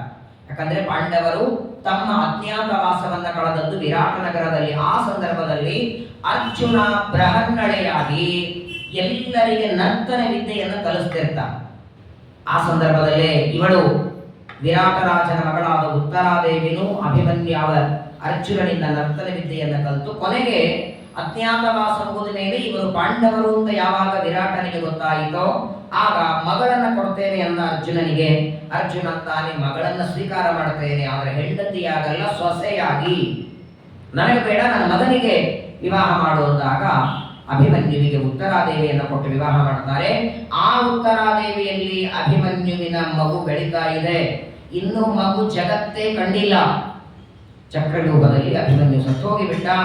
ಆ ಉತ್ತರಾದೇವಿಯ ಗರ್ಭದಲ್ಲಿ ಇರುವಂತಹ ಮಗುವಿನ ಮೇಲೆ ಅಶ್ವತ್ಥಾಮರು ಬ್ರಹ್ಮಾಸ್ತ್ರ ಪ್ರಯೋಗ ಮಾಡಿ ಇಲ್ಲಿಗೆ ಚಂದ್ರವಂಶ ನಿಲ್ಲಬೇಕು, ಪಾಂಡವರ ಸಂತಾನ ನಿಲ್ಲಬೇಕು ಅಂತ ಬ್ರಹ್ಮಾಸ್ತ್ರ ಬಿಟ್ಟಾಗ ಪರಮಾತ್ಮ ಕೈಯಲ್ಲಿ ಗದೆಯನ್ನು ಹಿಡ್ಕೊಂಡು ಗರ್ಭದಲ್ಲಿ ರಕ್ಷಣೆ ಮಾಡಿ ಆ ಪರಮಾತ್ಮನಿಂದ ರಕ್ಷಿತನಾದಂತಹ ಮಗು ನೀನು. ಇಂತಹ ಭಾಗ್ಯ ನೋಡಿ ಪರೀಕ್ಷಿತರಿಗೆ. ತನ್ನ ತಂದೆ, ತನ್ನ ಅಜ್ಜ, ತನ್ನ ವಂಶವನ್ನು ಶುಕಾಚಾರ್ಯ ಹೇಳ್ತಿದ್ದಾರೆ. ಸಾಮಾನ್ಯವಾದ ಅಸ್ತ್ರ ಅಲ್ಲದು, ಅಸ್ತ್ರಗಳಲ್ಲಿ ಬಹಳ ದೊಡ್ಡದು ಬ್ರಹ್ಮಾಸ್ತ್ರ. ಸಾಕ್ಷಾತ್ ಬ್ರಹ್ಮದೇವರು ಅದಕ್ಕೆ ಅಭಿಮಾನಿಗಳು. ಬ್ರಹ್ಮಾಸ್ತ್ರವನ್ನ ಪ್ರಯೋಗ ಮಾಡಬೇಕಾದರೆ ಗಾಯತ್ರಿ ಮಂತ್ರವನ್ನ ಜಪ ಮಾಡಿ ಆಚಮನ ಮಾಡಿ ಪ್ರಾಣಾಯಾಮ ಮಾಡಿ ಬಿಡಬೇಕು. ಈಗಾಗಲೇ 2 ಬಾರಿ ಬ್ರಹ್ಮಾಸ್ತ್ರ ಬಿಟ್ಟಿದ್ದಾರೆ. ಮೊದಲನೇದ್ದು ಅರ್ಜುನನ ಮೇಲೆ ಬ್ರಹ್ಮಾಸ್ತ್ರ ಪ್ರಯೋಗ, ಈಗ ಎರಡನೇದ್ದು ಉತ್ತರಾದೇವಿ ಗರ್ಭದ ಮೇಲೆ. ಆ ಪರಮಾತ್ಮನ ರಕ್ಷಣೆಯಿಂದ ತ್ವಂತು ಕೃಷ್ಣ ಅನುಭಾವೇನ ಸಜೀವೋ ಮೋಚಿತೋಂತಕ. ಶುಕಾಚಾರ್ಯ ಹೇಳ್ತಾರೆ ಪರೀಕ್ಷಿತನಿಗೆ, ಆ ಉತ್ತರಾದೇವಿಯ ಗರ್ಭದಿಂದ ಹುಟ್ಟಿದವನೇ ಮಗು ನೀನು. ನಿನಗೆ 4 ಜನ ಮಕ್ಕಳು. ನೋಡಿ, ಇಲ್ಲಿಯವರೆಗೆ ಶುಕಾಚಾರ್ಯರು ಚಂದ್ರವಂಶದ ಪ್ರಾರಂಭದಿಂದ ಪರಮಾತ್ಮ, ಅವರ ಮಕ್ಕಳು ಬ್ರಹ್ಮದೇವರು, ಅವರ ಮಕ್ಕಳು ಅತ್ರಿ ಋಷಿಗಳು, ಅವರ ಮಗ ಚಂದ್ರ, ಅಲ್ಲಿಂದ ಆರಂಭ ಮಾಡಿಕೊಂಡು ಚಂದ್ರವಂಶದ ಕಥೆಯನ್ನ ಹೇಳಿ ಹೇಳಿ ಹೇಳಿ ತಮ್ಮ ಎದುರುಗಡೆ ಕೂತಂತಹ ಪರೀಕ್ಷಿತನವರೆಗೂ ಚಂದ್ರವಂಶ ಹೇಳಿದ್ದಾರೆ. ಎದುರುಗಡೆ ಕೂತ ಪರೀಕ್ಷಿತನವರೆಗೆ ಹೇಳಿ ಮುಗಿಸಲಿಲ್ಲ. ಪರೀಕ್ಷಿತನ ನಂತರದಲ್ಲಿ ಹೇಳ್ತಾರೆ, ನೋಡುವ ಪರೀಕ್ಷಿತನೇ, ನಿನಗೆ 4 ಜನ ಗಂಡು ಮಕ್ಕಳು, ಜನಮೇಜಯ, ಉಗ್ರಸೇನ, ಶ್ರುತಸೇನ, ಭೀಮಸೇನ ಅಂತ ನಿನಗೆ 4 ಜನ ಮಕ್ಕಳು. ಈ 4 ಜನರಲ್ಲಿ ಮೊದಲನೆಯವನೇ ಜನಮೇಜಯ. ನೀನು ಸರ್ಪದಿಂದ ಕಚ್ಚಿ ಸತ್ತಿ, ತಕ್ಷಕನಿಂದ ಇನ್ನು ಮುಂದೆ ಮರಣ ಬರೋದಿದೆ ನಿನಗೆ. 7ನೇ ದಿನ ತಕ್ಷಕನಿಂದ ನೀನು ಕಚ್ಚಿ ಸತ್ತ ಮೇಲೆ ನಿನ್ನ ಮಗನಿಗೆ ಸಿಟ್ಟು ಬಂದು ಸರ್ಪಯಾಗ ಮಾಡ್ತಾನೆ. ಆ ಸರ್ಪಯಾಗದಲ್ಲಿ ತಾಯಿಯ ಶಾಪದಂತೆ ಎಲ್ಲ ಹಾವುಗಳು ಬಂದು ಸರ್ಪದಲ್ಲಿ ಬೀಳ್ತವೆ. ಯಾವಾಗ ತಕ್ಷಕ ಬರಲಿಲ್ಲ, ಸೇಂದ್ರಾಯ ತಕ್ಷಕಾಯ ಸ್ವಾಹ ಅಂತ ಆಹುತಿ ಹಾಕಿ ಅಂತಾರೆ. ಇಂದ್ರ ಸಹಿತ ತಕ್ಷಕ ಬಂದು ಬೀಳಿ ಅಂತ. ಆಗ ಆಸ್ತಿಕ ಋಷಿಗಳು ಹಾಗೂ ವೈಶಂಪಾಯನಾಚಾರ್ಯರು ಬಂದು ಆ ಯಜ್ಞವನ್ನು ನಿಲ್ಲಿಸಿ ಜನಮೇಜಯನಿಗೆ ಉಪದೇಶವನ್ನು ಮಾಡುತ್ತಾರೆ. ನಿನ್ನ ಮಗನಾದಂತಹ ಜನಮೇಜಯನಿಂದ ಮುಂದೆ ಶತಾನೀಕಾಂತ ಮಗ, ಅವನಿಗೆ ಯಾಜ್ಞವಲ್ಕ್ಯರು ಉಪದೇಶವನ್ನು ಮಾಡ್ತಾರೆ. ಜನಮೇಜಯನ ಮಗನಾದ ಈ ಶತಾನೀಕನಿಗೆ ಕೃಪಾಚಾರ್ಯರು ಧನುರ್ವೇದವನ್ನ ಉಪದೇಶವನ್ನು ಮಾಡುತ್ತಾರೆ. ಸಾಮಾನ್ಯವಾಗಿ ವಂಶದ ಕಥೆಯನ್ನು ಕೇಳುವಾಗ ಯಾವ ವ್ಯಕ್ತಿ ಎದುರುಗಡೆ ಕೂತಿದ್ದಾನೆ ಅವನವರೆಗೆ ಹೇಳಬಹುದು. ಪರೀಕ್ಷಿತ ರಾಜನವರೆಗೆ ಶುಕಾಚಾರ್ಯರು ಚಂದ್ರವಂಶದ ಕಥೆ ಹೇಳಬೇಕು, ಅಲ್ಲಿಗೆ ಮುಗಿಸ್ಲಿಲ್ಲ. ನಿನ್ನ ನಂತರದಲ್ಲೂ ಯಾರ್ಯಾರು ರಾಜರು ಬರ್ತಾರೆ ಭೂಮಿ ಮೇಲೆ. ಯಾಕಂದ್ರೆ ಶ್ರೀಮದ್ ಭಾಗವತದಲ್ಲಿ ಬರುವ ಇವೆಲ್ಲ ವೇದವ್ಯಾಸ ದೇವರು ತಮ್ಮ ಜ್ಞಾನ ದೃಷ್ಟಿಯಿಂದ ಮೊದಲೇ ತಿಳ್ಕೊಂಡಿದ್ದನ್ನು ಬರೆದಿದ್ದ. ಇನ್ನು ಮೇಲೆ ಬರಬೇಕಾಗಿಲ್ಲ, ಮುಂದೆ ನಡಿಬೇಕಾದದ್ದೆಲ್ಲವೂ ಜ್ಞಾನ ದೃಷ್ಟಿಯಿಂದ ವೇದವ್ಯಾಸರು ಬರೆದದ್ದರಿಂದ ಆ ವೇದವ್ಯಾಸ ದೇವರಿಂದ ನೇರವಾಗಿ ಅಧ್ಯಯನ ಮಾಡಿದವರು ಶುಕಾಚಾರ್ಯರು, ವೇದವ್ಯಾಸರ ಮಕ್ಕಳು. ಹಾಗಾಗಿ ಅವರಿಗೆಲ್ಲದರ ಜ್ಞಾನ ಇದೆ. ಅದನ್ನ ಹೇಳ್ತಾರೆ. ಪರೀಕ್ಷಿತ ರಾಜನಿಗೆ ಜನಮೇಜಯಾದಿ 4 ಜನ ಮಕ್ಕಳು. ಜನಮೇಜಯನಿಗೆ ಶತಾನೀಕಾಂತ ಮಗನಾಗ್ತಾನೆ, ಅವನಿಗೆ ಸಹಸ್ರಾನೀಕಾಂತ ಮಗ, ಅವನಿಗೆ ಅಶ್ವಮೇಧಯ ಅಂತ ಮಗ, ಅವನಿಗೆ ನಿಮಿಚಕ್ರಿ ಎನ್ನುವ ಮಗ, ಅವನಿಗೆ ಯಮುನ ಪ್ರವಾಹದಲ್ಲಿ ಆ ನಿಮಿಚಕ್ರಿ ಮುಳುಗೋಗಿ ಬಿಡ್ತಾನೆ. ಅವನಿಂದ ಮುಂದೆ ಕುಶಾಂಭಿ ಅನ್ನುವ ಮಗ ಆಗ್ತಾನೆ. ಅವನಿಗೆ ಉಕ್ಥ, ಚಿತ್ರರಥ, ಶುಚಿರಥ, ದೃಷ್ಟಿವಂತ, ಸುಷೇಣ, ಮಹಿಪತಿ ಅನ್ನುವಂತಹ ಮಕ್ಕಳಾಗ್ತಾರೆ. ಅನಂತರದಲ್ಲಿ ನೃಚಕ್ಷು, ಸುಖನೀಲ, ಪಾರಿಪ್ಲವ, ಮೇಧಾವಿ, ಸುನಯನ ಅನ್ನುವಂತಹ ಮಕ್ಕಳು ಈ ಪರೀಕ್ಷಿತರ ವಂಶದಲ್ಲಿ ಬರ್ತಾರೆ. ಅನಂತರದಲ್ಲಿ ಒಟ್ಟಾರೆ ಪರೀಕ್ಷಿತ ರಾಜನ ನಂತರದಲ್ಲಿ ಕ್ಷೇಮಕಾಂತ ರಾಜ ಬರ್ತಾನೆ.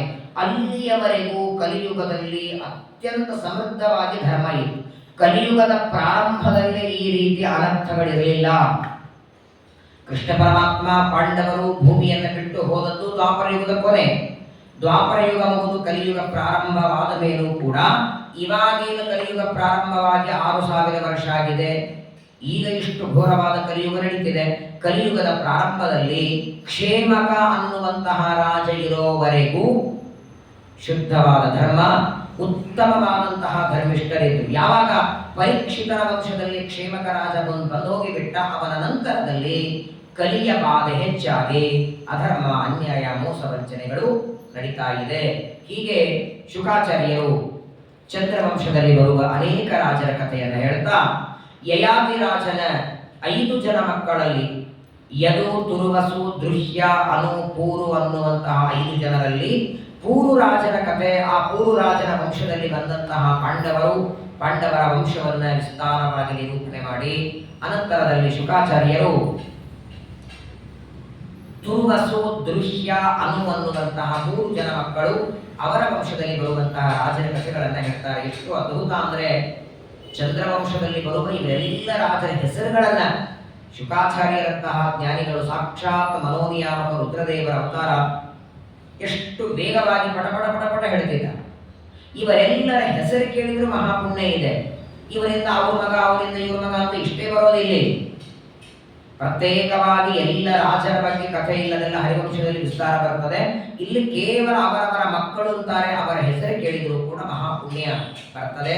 ಮುಂದೆ ಈ ಚಂದ್ರವಂಶದಲ್ಲಿ ಬಲಿ ಎನ್ನುವ ಕುಶೀನರ ಬರ್ತಾನೆ. ಅವನಿಗೆ ಶಿಬಿ, ಅವನಿಗೆ ವೇನ, ಅವನಿಗೆ ಕ್ರವಿ, ದಕ್ಷ ಅಂತ 4 ಜನ ಮಕ್ಕಳು. ಅವರಲ್ಲಿ ವೃಷಪರ್ವ, ಸವೀರ, ಮೃಧ್ರ ಅನ್ನುವಂತಹ 4 ಜನ. ಕುಶೀನನ ತಮ್ಮ ವ್ಯಕ್ತಿ ತಿಕ್ಷು, ಅವನಿಗೆ ವೃಷದ್ರವ ಅನ್ನುವ ಮಗ, ಅವನಿಗೆ ಹೇಮ ಅನ್ನುವ ಮಗನಾಗ್ತಾನೆ. ಅವನಿಂದ ಬಲಿ ಎನ್ನುವ ಮಗ ಹುಟ್ಟುತ್ತಾನೆ. ಆ ಬಲಿಗೆ ದೀರ್ಘತಮ ಅಂತ ಮಗನಾಗ್ತಾನೆ. ದೀರ್ಘತಮ ಅನ್ನುವರು ಋಷಿಗಳಾಗ್ತಾರೆ. ಇವತ್ತಿಗೂ ವೇದಗಳಲ್ಲಿ ಅನೇಕ ಭಾಗ ದೀರ್ಘತಮ ಅನ್ನುವ ಋಷಿಗಳಿಂದ ಬಂದದ್ದು. ಆ ದೀರ್ಘತಮಸ್ ಅನ್ನುವ ಋಷಿಗಳಿಂದ ಅಂಗ, ವಂಗ, ಕಲಿಂಗ, ಸುಬ್ರಹ್ಮ, ಪೌಂಡ್ರ, ಆಂಧ್ರ 6 ಜನ ಮಕ್ಕಳಾಗ್ತಾರೆ. ಈ 6 ಜನ 6 ರಾಜ್ಯ ಕಟ್ಕೊಳ್ತಾರೆ. ಅದೇ ಇವತ್ತು ಅಂಗರಾಜ್ಯ, ವಂಗರಾಜ್ಯ, ಕಲಿಂಗ ರಾಜ್ಯ, ಸುಬ್ರಹ್ಮ ರಾಜ್ಯ, ಪುಂಡ್ರ ರಾಜ್ಯ, ಆಂಧ್ರ ರಾಜ್ಯ ಅಂತ ಇವರ 6 ಜನ ದೊಡ್ಡ ರಾಜ್ಯವನ್ನು ಕಟ್ಟುತ್ತಾರೆ. ಅವರೆಲ್ಲರ ಕಥೆ ವಿಸ್ತಾರವಾಗಿ ಮಹಾಭಾರತದಲ್ಲಿ ವರ್ಣನ ಮಾಡ್ತಾರೆ. ಮುಂದೆ ಇವರ ವಂಶದಲ್ಲಿ ದಶರಥ, ರಾಮನ ತಂದೆಯಲ್ಲ, ಅವನು ಚಂದ್ರವಂಶ ಸೂರ್ಯವಂಶ ದಶರಥ, ಇಲ್ಲೊಬ್ಬ ದಶರಥ ಬೇಗೆ. ಆ ದಶರಥನಿಗೆ ಶಾಂತ ಅಂತ ಮಗಳು. ಈ ಮಗಳನ್ನ ರೋಮಪಾದ ಅನ್ನುವಂತಹ ಋಷಿಗಳಿಗೆ ಕೊಟ್ಟು ವಿವಾಹ ಮಾಡ್ತಾರೆ. ಅನಂತರದಲ್ಲಿ ಆ ರೋಮಪಾದ ಮಗಳು ಶಾಂತ ಅನ್ನೋಳನ್ನ ಋಷ್ಯಶೃಂಗರು. ಋಷ್ಯಶೃಂಗ ಇವರು ವಿಭಾಂಡಕ ಅನ್ನುವ ಋಷಿಗಳ ಮಕ್ಕಳು. ಮಹಾಭಾರತದ ವನಪರ್ವದಲ್ಲಿ ವಿಭಾಂಡಕರ ಕಥೆ ಬರ್ತದೆ. ಆಗಿನ ಕಾಲದಲ್ಲಿ ಇವರ ಹೆಸರೇ ಎಷ್ಟು ಚೆನ್ನಾಗಿತ್ತು ನೋಡಿ. ವಿಭಾಂಡಕ ಯಾವಾಗಲೂ ನಾಳೆ ಬೇಕು, ನಾಳೆಗಿರಲಿ ಅನ್ನುವ ಅಪೇಕ್ಷೆ ಇಲ್ಲದೆ ಇವತ್ತೇನು ದೇವರು ಕೊಟ್ಟಿರ್ತಾನೆ ಅಷ್ಟರಲ್ಲಿ ಜೀವನವನ್ನು ಮಾಡುವಂತಹ ಜ್ಞಾನಿಗಳು. ಆ ವಿಭಾಂಡಕರಿಗೆ ಒಬ್ಬ ಮಗ ಹುಟ್ಟುತ್ತಾನೆ, ಋಷ್ಯಶೃಂಗ. ಇವರ ಎಷ್ಟು ವಿಚಿತ್ರ ಅಂದ್ರೆ, ಯಾವುದೇ ಊರಲ್ಲಿ ಮಳೆ ಇಲ್ಲ ಅಂದ್ರೆ ಋಷ್ಯಶೃಂಗನ ಹೆಸರು ಹೇಳಿದ್ರೆ ಮಳೆಯಾಗುತ್ತೆ. ಆ ಸಂದರ್ಭದಲ್ಲಿ ಒಂದು ಸಲ ಲೋಮಪಾದ ಅನ್ನುವ ರಾಜ ತನ್ನ ದೇಶದಲ್ಲಿ ಮಳೆ ಇಲ್ಲದೆ ಇದ್ದಾಗ, 12 ವರ್ಷ ಮಳೆ ಇಲ್ಲದೆ ಇದ್ದಾಗ, ಕ್ಷಾಮ ಬಂದಾಗ, ಆಗ ಋಷ್ಯಶೃಂಗರನ್ನು ಕರೀತಾನೆ. ಅವರು ಕೇವಲ ಕಾಲಿಟ್ಟದ್ದಕ್ಕೆ ಸಮೃದ್ಧವಾದ ಮಳೆಯಾಗುತ್ತೆ. ಆ ಸಂದರ್ಭದಲ್ಲಿ ಮಗಳಾದ ಶಾಂತವನ್ನು ಕೊಟ್ಟು ವಿವಾಹ ಮಾಡ್ತಾರೆ. ಆ ಸಮೃದ್ಧವಾದ ಮಳೆ ಇವತ್ತಿಗೂ ಋಷ್ಯಶೃಂಗರ ನಾಮಸ್ಮರಣೆ ಮಾಡಿದರೂ ಕೂಡ ಮಳೆ ಆಗತ್ತೆ. ಇದೇ ಋಷ್ಯಶೃಂಗರೇ ಮುಂದೆ ದಶರಥ ರಾಜನಿಗೆ ಪುತ್ರ ಕಾಮೇಷ್ಟಿ ಯಾಗವನ್ನ ಮಾಡಿಸಿ ರಾಮದೇವರು ಮಗನಾಗಿ ಬರುವಂತೆ ಮಾಡಿದ ಪುರೋಹಿತರು ಇವರೇ. ವಸಿಷ್ಠರ ಜೊತೆಗೆ ವಿಭಾಂಡಕರ ಮಕ್ಕಳು ಋಷ್ಯಶೃಂಗರು. ಅವರು ಕೂಡ ಶ್ರೀರಾಮನ ಅವತಾರಕ್ಕೆ ಕಾರಣರಾಗ್ತಾರೆ. ಮುಂದೆ ಈ ವಂಶದಲ್ಲಿ ಪೃಥುಲಾಕ್ಷ ಅಂತ ಬರ್ತಾನೆ. ಅವನಿಗೆ ಬೃಹದ್ರಥ, ಬ್ರಹ್ಮವರಮ, ಬೃಹದ್ಭಾನು ಅನ್ನೋ 3 ಜನ ಮಕ್ಕಳು. ಬೃಹದ್ಭಾನು ಅನ್ನುವರಿಗೆ ಜಯದ್ರಥ ಅಂತ ಮಗನಾಗ್ತಾನೆ. ಅದರ ವಂಶದಲ್ಲಿ ಮುಂದೆ ಜಯದ್ರಥನಿಗೆ ಸಂಭೂತಿಯಲ್ಲಿ ವಿಜಯ, ಅವನಿಗೆ ಧೃತಿಯಿಂದ ಧೃತವ್ರತ, ಧೃತವ್ರತನಿಂದ ಸತ್ಯಕರ್ಮ, ಸತ್ಯಕರ್ಮನಿಂದ ಅಧೀರಥ. ಈ ಚಂದ್ರವಂಶದಲ್ಲಿ ಬರುವಂತಹ ಅಧೀರಥ ರಾಜನಿಗೆ ಸಂತಾನ ಇಲ್ಲದೆ ಇದ್ದಾಗ ಒಂದು ಸಲ ಏನಾಯಿತು, ಇವನು ಅಧೀರಥ ನದಿಯಲ್ಲಿ ನಾವನ್ನು ನಡೆಸುವಾಗ ನದಿದಂಡೆಯಲ್ಲಿರುವಾಗ ಒಂದು ದೊಡ್ಡದಾದ ಪೆಟ್ಟಿಗೆ ತೇಲಿ ಬಂತು. ಕುಂತಿದೇವಿ ತಾನು 13ನೇ ವರ್ಷಕ್ಕೆ ಯಾವ ಮಗುವನ್ನ ಸೂರ್ಯನನ್ನ ಮಗನಾಗಿ ಪಡೆದು ಲೋಕಾಪವಾದಕ್ಕೆ ತೇಲಿ ಬಿಡ್ತಾಳೆ, ಆ ಪೆಟ್ಟಿಗೆಯಲ್ಲಿ ಬರುವ ಮಗುವನ್ನ ಈ ಅಧೀರಥರಾದ ಚಂದ್ರವಂಶದರಾದ ಸಂತಾನ ಇರಲಿಲ್ಲ, ಆ ಮಗುವನ್ನ ಕರ್ಕೊಂಡೋಗಿ ಸಾಕಿ ಅವರನ್ನ ಕರ್ಣ ಅಂತ ಹೆಸರಿಟ್ಟು. ಹಾಗಾಗಿ ಕರ್ಣ ಹುಟ್ಟಿದ್ದು ಕ್ಷತ್ರಿಯ, ಆದರೆ ಕರ್ಣನಿಗೆ ಸಂಸ್ಕಾರ ಸಿಕ್ಕದ್ದು ಮಾತ್ರ ಸೂತ ಜಾತಿಯ ಸಂಸ್ಕಾರ ಇತ್ತು. ಅಕ್ಷತ್ರ ಸಂಸ್ಕಾರಯುತೋ ಜಾತೋಪಿ ಕ್ಷತ್ರಿಯೇ ಕುಲೇ ನಕ್ಷತ್ರಿಯೋ ಹಿ ಭವತಿ ಯಥಾ ವ್ರಾತ್ಯೋ ದ್ವಿಜೋತ್ತಮ ಅಂತ ಶ್ರೀಮದಾಚಾರ್ಯರು ಮಹಾಭಾರತ ತತ್ವನಿರ್ಣಯದಲ್ಲಿ ಈ ಕರ್ಣನ ಬಗ್ಗೆ ಹೇಳ್ತಾರೆ. ಅಂತಹ ಅಧೀರಥ ಆ ಮಗುವನ್ನ ಬೆಳೆಸಿ ಅವನಿಗೆ ಸಂಸ್ಕಾರವನ್ನ ಕೊಟ್ಟು ಕರ್ಣ ಅನ್ನುವಂತ ಹೆಸರು ನೀಡುತ್ತಾನೆ. ಈ ಕರ್ಣ ಮುಂದೆ ದುರ್ಯೋಧನನಿಗೆ ಒಳ್ಳೆ ಉತ್ತಮವಾದ ಗೆಳೆಯರಾಗ್ತಾನೆ. ಕರ್ಣನಿಗೆ ವೃಷಸೇನ ಅಂತ ಮಗ ಆಗ್ತಾನೆ. ಇಲ್ಲಿಯವರೆಗೆ ಯಯಾತಿಯ 2ನೇ ಮಗನ ಕಥೆ, ಅನಂತರ 3ನೇ ಮಗನಾದಂತಹ ದೃಶ್ಯುವಿನ ಕಥೆ, ಅವನ ವಂಶದಲ್ಲಿ ಬರುವಂತಹ ರಾಜರ ಕಥೆಗಳನ್ನು ವಿಸ್ತಾರವಾಗಿ ಹೇಳಿ ಯಯಾತಿ ರಾಜನ ಹಿರಿಯ ಮಗ ಯದುರಾಜನ ವಂಶ ಅತ್ಯಂತ ಪ್ರಧಾನವಾದದ್ದು. ಕಾರಣ ಏನು ಅಂದ್ರೆ, ಯಾವ ಯದುರಾಜನ ವಂಶದಲ್ಲಿ ಸಾಕ್ಷಾತ್ ಪರಮಾತ್ಮ ಅವತಾರ ಮಾಡಿ ಬಂದದ್ದು. ಇದೇ ಚಂದ್ರವಂಶದಲ್ಲೇನೆ ಹಿಂದೆ ಪರಶುರಾಮ ದೇವರಿಂದ 1000 ಬಾಹುಗಳನ್ನು ಕತ್ತರಿಸಿಕೊಂಡು ಸತ್ತೋದಂತಹ ಯಾವ ಕಾರ್ತವೀರ್ಯಾರ್ಜುನ ಅವನು ಕೂಡ ಇದೇ ಚಂದ್ರವಂಶದಲ್ಲೇನೆ ದುರ್ಮದನಿಗೆ ಧನಿಕನಿಗೆ ಕಾರ್ತವೀರ್ಯ ಅಂತ ಮಗನಾಗಿ ಹುಟ್ಟಿ ಬರ್ತಾನೆ. ಕಾರ್ತವೀರ್ಯಾರ್ಜುನನಿಗೆ ವಿಶೇಷವಾಗಿ ದತ್ತಾತ್ರೇಯ ರೂಪಿಯಾದ ಪರಮಾತ್ಮ ಅವನಿಗೆ ವಿದ್ಯೆಯನ್ನು ಕೊಟ್ಟಿರ್ತಾನೆ. 3 ಜನ, ಕಾರ್ತವೀರ್ಯಾರ್ಜುನ, ಅಲರ್ಕ ಹಾಗೂ ಪ್ರಹ್ಲಾದ, 3 ಜನ ದತ್ತಾತ್ರೇಯ ರೂಪಿಯಾದ ಪರಮಾತ್ಮನಿಂದ ತರ್ಕಶಾಸ್ತ್ರದ ಪಾಠ ಓದಿರ್ತಾರೆ. ಪ್ರಹ್ಲಾದ ರಾಜನಿಗೆ ತರ್ಕಶಾಸ್ತ್ರ ಅದ್ವಿತೀಯವಾಗಿ ಬರ್ತದೆ. ಭಾಗವತ ಸಪ್ತಮ ಸ್ಕಂದದಲ್ಲಿ ಪ್ರಹ್ಲಾದ ರಾಜನ ಉಪದೇಶ ನೋಡಿದ್ರೆ ತರ್ಕಶಾಸ್ತ್ರ ಅಲ್ಲಿಲ್ಲ. ಆದರೆ ಪ್ರಹ್ಲಾದ ರಾಜರಾದಾಗ ಓದಿದ ತರ್ಕಶಾಸ್ತ್ರವನ್ನ ವ್ಯಾಸರಾಜರಾದಾಗ ತರ್ಕ ತಾಂಡವ ಅಂತ ಗ್ರಂಥ ಬರೆದು ಹೊರಗೆ ಹಾಕಿದರು. ನ್ಯಾಯಾಮೃತೇನ ಅರ್ಚಿತಾ ಕೀರ್ತಿ ತಾಂಡವೇನ ವಿಭೂಷಿತ. ವ್ಯಾಸರಾಜರು ನ್ಯಾಯಾಮೃತ, ತರ್ಕ ತಾಂಡವ, ತಾತ್ಪರ್ಯ ಚಂದ್ರಿಕಾ ಅಂತ 3 ಬರ್ತಾರೆ. ಅದರಲ್ಲಿ ತರ್ಕ ತಾಂಡವದೊಳಗೆ ಏನೇನು ತರ್ಕದ ವಿಷಯಗಳಿವೆ ಅದೆಲ್ಲವೂ ಕೂಡ ಪ್ರಹ್ಲಾದ ರಾಜರಾದಾಗ ಸಾಕ್ಷಾತ್ ದತ್ತಾತ್ರೇಯ ರೂಪಿಯಾದಂತಹ ಪರಮಾತ್ಮನಿಂದ ಪಡೆದದ್ದು. ಅಂತಹ 60,000 ಬಾಹುಗಳಿರುವಂತಹ ಇವನನ್ನ ಪರಶುರಾಮ ದೇವರು ಸಂಹಾರ ಮಾಡ್ತಾರೆ. ಈ ಕಾರ್ತವೀರ್ಯಾರ್ಜುನನಿಗೆ ಅನೇಕ ಜನ ಮಕ್ಕಳಿದ್ದಾರೆ. ಅವರೆಲ್ಲರೂ ಕೂಡ ಪರಶುರಾಮ ದೇವರಿಂದ ಸತ್ತೋಗಿ ಬಿಡುತ್ತಾರೆ. ಅಂತಹ ಕಾರ್ತವೀರ್ಯಾರ್ಜುನ ಇದೇ ಚಂದ್ರವಂಶದಲ್ಲಿ ಬರ್ತಾನೆ. ಅನಂತರದಲ್ಲಿ ಯದುರಾಜನಿಗೆ ಕ್ರೋಷ್ಟ ಅಂತ ಮಗನಾಗ್ತಾನೆ. ಅವನಿಗೆ ವೃಜಿನವಂತ, ವಾಹಿ, ಅನುಕೇತು, ಚಿತ್ರರಥ ಅನ್ನುವಂತಹ ಮಕ್ಕಳು ಯದುರಾಜನಿಗಾಗ್ತಾರೆ. ಒಂದು ಮಾತು ಪ್ರಾರಂಭದಲ್ಲಿ ಬರುತ್ತೆ, ಯಯಾತಿ ರಾಜನಿಗೆ ಯಾವಾಗ ದೇವಯಾನಿಯನ್ನು ವಿವಾಹ ಮಾಡಿಕೊಂಡ ಮೇಲೆ ಶರ್ಮಿಷ್ಠೆಯನ್ನು ವಿವಾಹ ಮಾಡಿಕೊಳ್ಳುತ್ತಾನೆ, ನನಗೆ ಮುಪ್ಪು ಬರಲಿ, ಮುದುಕನಾಗುವಂತ ಶಾಪ ಕೊಟ್ಟಿರ್ತಾರೆ ಶುಕ್ರಾಚಾರ್ಯರು ಮಾವ. ಇಲ್ಲ, ನನಗಿನ್ನೂ ಕಾಮದಿಂದ ತೃಪ್ತಿಯಾಗಿಲ್ಲ ಅಂದಾಗ ಮಕ್ಕಳ ಆಯುಷ್ಯವನ್ನ ಬಾಡಿಗೆ ತಗೋ, ತಾರುಣ್ಯವನ್ನ ಬಾಡಿಗೆ ತಗೋ ಅಂತ ಮೊದಲನೇವನಾದ ಯದುರಾಜನಿಗೆ ತಾರುಣ್ಯ ಕೊಡು ಅಂದ್ರೆ ಕೊಡ್ಲಿಲ್ಲ, ಅವನು ಕೊಡೋದಿಲ್ಲ ಅಂತಾನೆ. ಹಾಗಾದ್ರೆ ತಂದೆಯ ಮಾತನ್ನ ಕೇಳದೇ ಇದ್ದಂತಹ ಯದುರಾಜ ಅವನ ವಂಶದಲ್ಲಿ ಕೃಷ್ಣ ಹೇಗೆ ಬಂದ ಅಂತ ಒಂದು ಪ್ರಶ್ನೆ ಮಾಡಿಕೊಂಡು ಶ್ರೀಮದಾಚಾರ್ಯರು ಉತ್ತರವನ್ನ ಕೊಟ್ಟಿದ್ದಾರೆ. ಯದುರಾಜ ತನ್ನ ತಾರುಣ್ಯ ಕೊಡದೇ ಇದ್ದದಕ್ಕೆ ಕಾರಣ, ತಾನು ತನ್ನ ತಾರುಣ್ಯವನ್ನ ತಂದೆಗೆ ಕೊಟ್ಟರೆ, ತನ್ನ ತಾರುಣ್ಯವನ್ನ ತಗೊಂಡು ತಂದೆ ಭೋಗ ಮಾಡಿದರೆ ಮಾತ್ರ ಭೋಗ ಮಾಡಿದ ಪಾಪಕ್ಕೆ ತಾನು ಗುರಿಯಾಗ್ತೇನೆ ಅನ್ನೋದಕ್ಕಾಗಿ ಅದನ್ನು ಕೊಡಲಿಲ್ಲ. ಮತ್ತು ಕೊನೆ ಮಗ ಹೇಗೆ ಕೊಟ್ಟ ಅಂದ್ರೆ ಅದಕ್ಕೂ ಹೇಳ್ತಾರೆ, ಆ ಕೊನೆ ಮಗ ತಾರುಣ್ಯವನ್ನ ಕೊಡುವಾಗ ಮಾತ್ರ ಭೋಗದ ಪಾಪ ಬರದೇ ಇದ್ದಾಗ ವರ ಕೊಡೋದಾದ್ರೆ ತಾರುಣ್ಯ ಕೊಡ್ತೇನೆ ಅಂತ ಕೊಟ್ಟಿರ್ತಾನೆ. ಅಂತಹ ಯಯಾತಿ ರಾಜನಿಗೆ ದೇವಯಾನಿಯಲ್ಲಿ ಹುಟ್ಟಿದಂತಹ ಯದುರಾಜ, ಆ ಯದುರಾಜನ ವಂಶದಲ್ಲಿ ಅನೇಕ ಜನ ರಾಜರು ಬರ್ತಾರೆ, ಮಹಾಧಾರ್ಮಿಕರು. ವಿಶೇಷವಾಗಿ ಪರಮಾತ್ಮನಲ್ಲಿ ಮನಸ್ಸನ್ನು ಇಟ್ಟಂತಹ ರಾಜರೆಲ್ಲ ಬರ್ತಾರೆ. ರುಚಕ, ಅವನಿಗೆ ಪುರುಜಿತ, ಅವನಿಗೆ ರುಕ್ಮಕೇಶು, ಪ್ರಥು, ಜಾಮಗ ಅಂತ 5 ಜನ ಮಕ್ಕಳಾಗ್ತಾರೆ. ಜಾಮಗನಿಗೆ ಶೈಭ್ಯ ಅನ್ನುವ ಹೆಂಡತಿ, ಅವಳಿಗೆ ಸಂತಾನ ಇರಲಿಲ್ಲ. ಮುಂದೆ ಅವನಿಗೆ ಆ ಜಾಮಕ ರಾಜ ದಿಗ್ವಿಜಯಕ್ಕೆ ಅಂತ ಹೋದಾಗ ಶತ್ರುಗಳನ್ನು ಗೆದ್ದು ಅಲ್ಲಿ ಒಬ್ಬ ಕನ್ಯೆಯನ್ನ ರಥದಲ್ಲಿ ಕರ್ಕೊಂಡು ಬರ್ತಾನೆ. ಶೈಬ್ಯ ಆ ಕನ್ಯೆಯನ್ನ ನೋಡಿ ಸಹನ ಮಾಡಲಿಕ್ಕಾಗದೆ ತನ್ನ ಗಂಡನನ್ನ ಕೇಳ್ತಾಳೆ, ಯಾರಿಗಳು?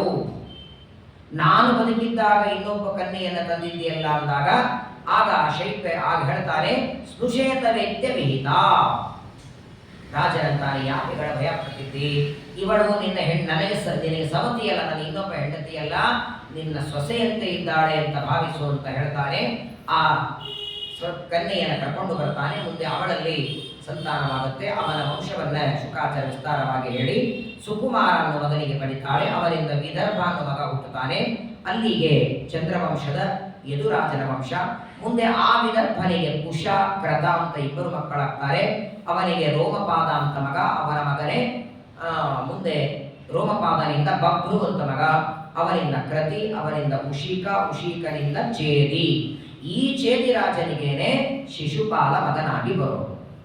ಶಿಶುಪಾಲನಿಗೂ ಕೃಷ್ಣನಿಗೂ ಬಹಳ ಘನಿಷ್ಠ ಸಂಬಂಧ ಇದೆ. ಶಿಶುಪಾಲನ ತಾಯಿ ಕೃಷ್ಣನ ತಾಯಿ ಅಕ್ಕ ತಂಗಿಯರು, ಕೃಷ್ಣನ ತಂದೆ ಅಣ್ಣ ತಂಗಿಯರು, ಸೋದರತ್ತೆಯ ಮಗ ಅವನು. ಪಾಂಡವರು ಹೇಗೆ ಕೃಷ್ಣನಿಗೆ ಸೋದರತ್ತೆಯ ಮಕ್ಕಳಾಗಬೇಕೋ ಹಾಗೆ ಶಿಶುಪಾಲದಂತ ಭಕ್ತರು. ಆದರೆ ಚೇತಿ ದೇಶಕ್ಕೆ ರಾಜ ಆಗಿ ಬಿಡುತ್ತಾನೆ. ಮುಂದೆ ಇದೇ ವಂಶದಲ್ಲಿ ಕುಶಕ ಅಂತ ಬರ್ತಾನೆ. ಅವನಿಗೆ ಕೃತಕನಿಗೆ ಮುಂದೆ ವ್ಯೋಮ ಅಂತ ಮಗನಾಗ್ತಾನೆ. ಅವನ ಮಗ ಜೀಮೂತ, ಜೀಮೂತನಿಂದ ವಿಕೃತಿ, ವಿಕೃತಿಗೆ ಭೀಮರಥ, ಭೀಮರಥಿಗೆ ನವರಥ, ನವರಥನಿಂದ ದಶರಥ. ಚಂದ್ರವಂಶದಲ್ಲಿ 3-4 ಜನ ದಶರಥ ಅಂತ ಬರ್ತಾರೆ. ಅವ್ರು ಯಾರು? ರಾಮನ ತಂದೆ ಅಲ್ಲ. ಮುಂದೆ ದಶರಥನಿಂದ ಶಕುನಿ, ಶಕುನಿಯಿಂದ ಕರಂಬಿ, ಅವನಿಂದ ದೇವರಾತ, ದೇವರಾತನಿಂದ ದೇವಕ್ಷತ್ರ, ದೇವಕ್ಷತ್ರನಿಂದ ಮಧು ಅನ್ನುವಂತಹ ಮಕ್ಕಳು ಈ ವಂಶದಲ್ಲಿ ಬರ್ತಾರೆ. ಇದೇ ವಂಶದಲ್ಲಿ ಮುಂದೆ ಹಿರಿಯ ಮಗನಾದಂತಹ ಸಾತ್ವಿಕನಾದ ಸಕಥ ಅವನ ಮಗ ಭಜಮಾನ, ಅವರಲ್ಲಿ ನಿಂದೋಚಿ, ಕಿಂಕಣ, ದೃಷ್ಟಿ ಅಂತ 3 ಜನ ಮಕ್ಕಳಾಗ್ತಾರೆ. ಅವು ಇನ್ನೊಬ್ಬರಲ್ಲಿ ಸತಾಜಿತ, ಸಹಸ್ರಾಜಿತ, ಅಮುತಾಜಿತ ಅಂತ 3 ಜನ ಮಕ್ಕಳು. ಅನಂತರ 5ನೇ ಮಗನಾದಂತಹ ದೇವರಾಜನಿಗೆ ಬಬ್ರು ಅಂತ ಮಗ. ಅವನ ವಂಶದಲ್ಲಿ ಮುಂದೆ ಬಬ್ರುವಿಗಿಂತ ಗುಣಾಢ್ಯನಾದಂತಹ ವ್ಯಕ್ತಿ ಇರಲಿಲ್ಲ. ಇದೇ ವಂಶದಲ್ಲಿ ಮುಂದೆ ನಿಮಿ ಅಂತ ರಾಜ ಬರ್ತಾನೆ. ಸಹಸ್ರಾಜಿತ ಸಸೇನಶ್ಚ ನಿನ್ನ ಸ್ಯಾಪಾಸರು ಸುತವು ಅನಿಮಿತ್ರ ಸುತೋ ಯೋನ್ಯ ಶಿನಿಸ್ತಶ್ಚಿರ ಸತ್ಯಕಃ. ಪ್ರಸೇನ ಅಂತ ಮಗ. ಅವನಿಗೆ ಸುಮಿತ್ರ ಅನ್ನೋ ಮಗ ಆಗ್ತಾನೆ. ಅವನ ನಂತರದಲ್ಲಿ ಸತ್ಯಕಾಂತ ಮಗ ಯುಯುಧಾನ, ಯುಯುಧಾನ ಮಗನೇ ಸಾತ್ಯಕಿ. ಇಡೀ ಭಾಗವತದಲ್ಲಿ ಅನೇಕ ಕಡೆಗೆ ಯುದ್ಧದಲ್ಲಿ ಈ ಸಾತ್ವಿಕಿಯ ಕಥೆಯನ್ನು ನಾವು ಕೇಳುತ್ತೇವೆ. ಮಹಾಪ್ರಬಲಾದವರು. ಇದೇ ವಂಶದಲ್ಲಿ ಶ್ವಪಲ್ಕ ಅಂತ ಮಗನಾಗ್ತಾನೆ. ಆ ಶ್ವಪಲ್ಕನಿಕನಿಗೆ ದೊಡ್ಡ ಭಗವದ್ಭಕ್ತನಾದಂತಹ ಅಕ್ರೂರ ಮಗನಾಗಿ ಬರ್ತಾನೆ. ಇವರೆಲ್ಲರ ಕಥೆ ಕೃಷ್ಣ ಪರಮಾತ್ಮನ ಕಥೆಯಲ್ಲಿ ನಾವು ಕೇಳುತ್ತೇವೆ. ಶ್ವಪಲ್ಕನ ಮಗನಾಗಿ ಅಕ್ರೂರ ಹುಟ್ಟಿ ಬರ್ತಾನೆ. ಮುಂದೆ ದೇವದತ್ತ ಮಗನಾಗ್ತಾನೆ. ಅವನಿಗೆ ಅಕ್ರೂರನ ಶ್ವಪಲ್ಕನ ತಮ್ಮ ಚಿತ್ರರಥನಿಗೆ ಪೃಥು, ಅವನಿಗೆ ಧಾತ, ಅವನಿಗೆ ಮುಂದೆ ಸಾತ್ವತ ಅನ್ನುವಂತಹ ಮಕ್ಕಳಾಗ್ತಾರೆ. ಕುಕುರ, ಭಜಮಾನ, ಶುಚಿ, ಕಂಬದರ್ಶಿ ಅನ್ನುವ 4 ಜನ ಮಕ್ಕಳು ಅಂಧಕನಿಗೆ ಮಕ್ಕಳಾಗಿ ಬರ್ತಾರೆ. ಹೀಗೆ ಚಂದ್ರವಂಶದಲ್ಲಿ ಹೇಳ್ತಾ ಮುಂದೆ ಪುನರ್ವಸು ಅಂತ ಮಗ ಇದ್ದಾನೆ. ಆ ಪುನರ್ವಸುವಿಗೆ ಆಹುಕ ಅಂತ ಮಗ ಹುಟ್ಟಾನೆ. ಆಹುಕನಿಗೆ 2 ಗಂಡು 1 ಹೆಣ್ಣು. ಹೆಣ್ಣುವನ್ನ ಆಹುಕಿ ಅಂತ ಕರೀತಾರೆ. ಆಹುಕನಿಗೆ ದೇವಕ, ಉಗ್ರಸೇನ ಅಂತ 2 ಮಕ್ಕಳು. ನೋಡಿ, ಆಹುಕನ ಮಗನಾದ ಈ ದೇವಕನೇ ಶ್ರೀಕೃಷ್ಣ ಪರಮಾತ್ಮನ ತಂದೆ, ಉಗ್ರಸೇನ ಕಂಸನ ತಂದೆ. ಈ ಆಹುಕನಿಗೆ ದೇವಕ ಹಾಗೂ ಉಗ್ರಸೇನ ಅಂತ 2 ಮಕ್ಕಳಾಗ್ತಾರೆ. ಮುಂದೆ ದೇವಕನಿಗೆ ದೇವಕಿಯಲ್ಲಿ ಹುಟ್ಟುವಂತಹ ಮಕ್ಕಳನ್ನು ಹೇಳ್ತಾರೆ. ದೇವದಂತ, ಉಪದೇವ, ಸುದೇವ, ದೇವಗಂಧರ್ವ ಅಂತ 4 ಜನ.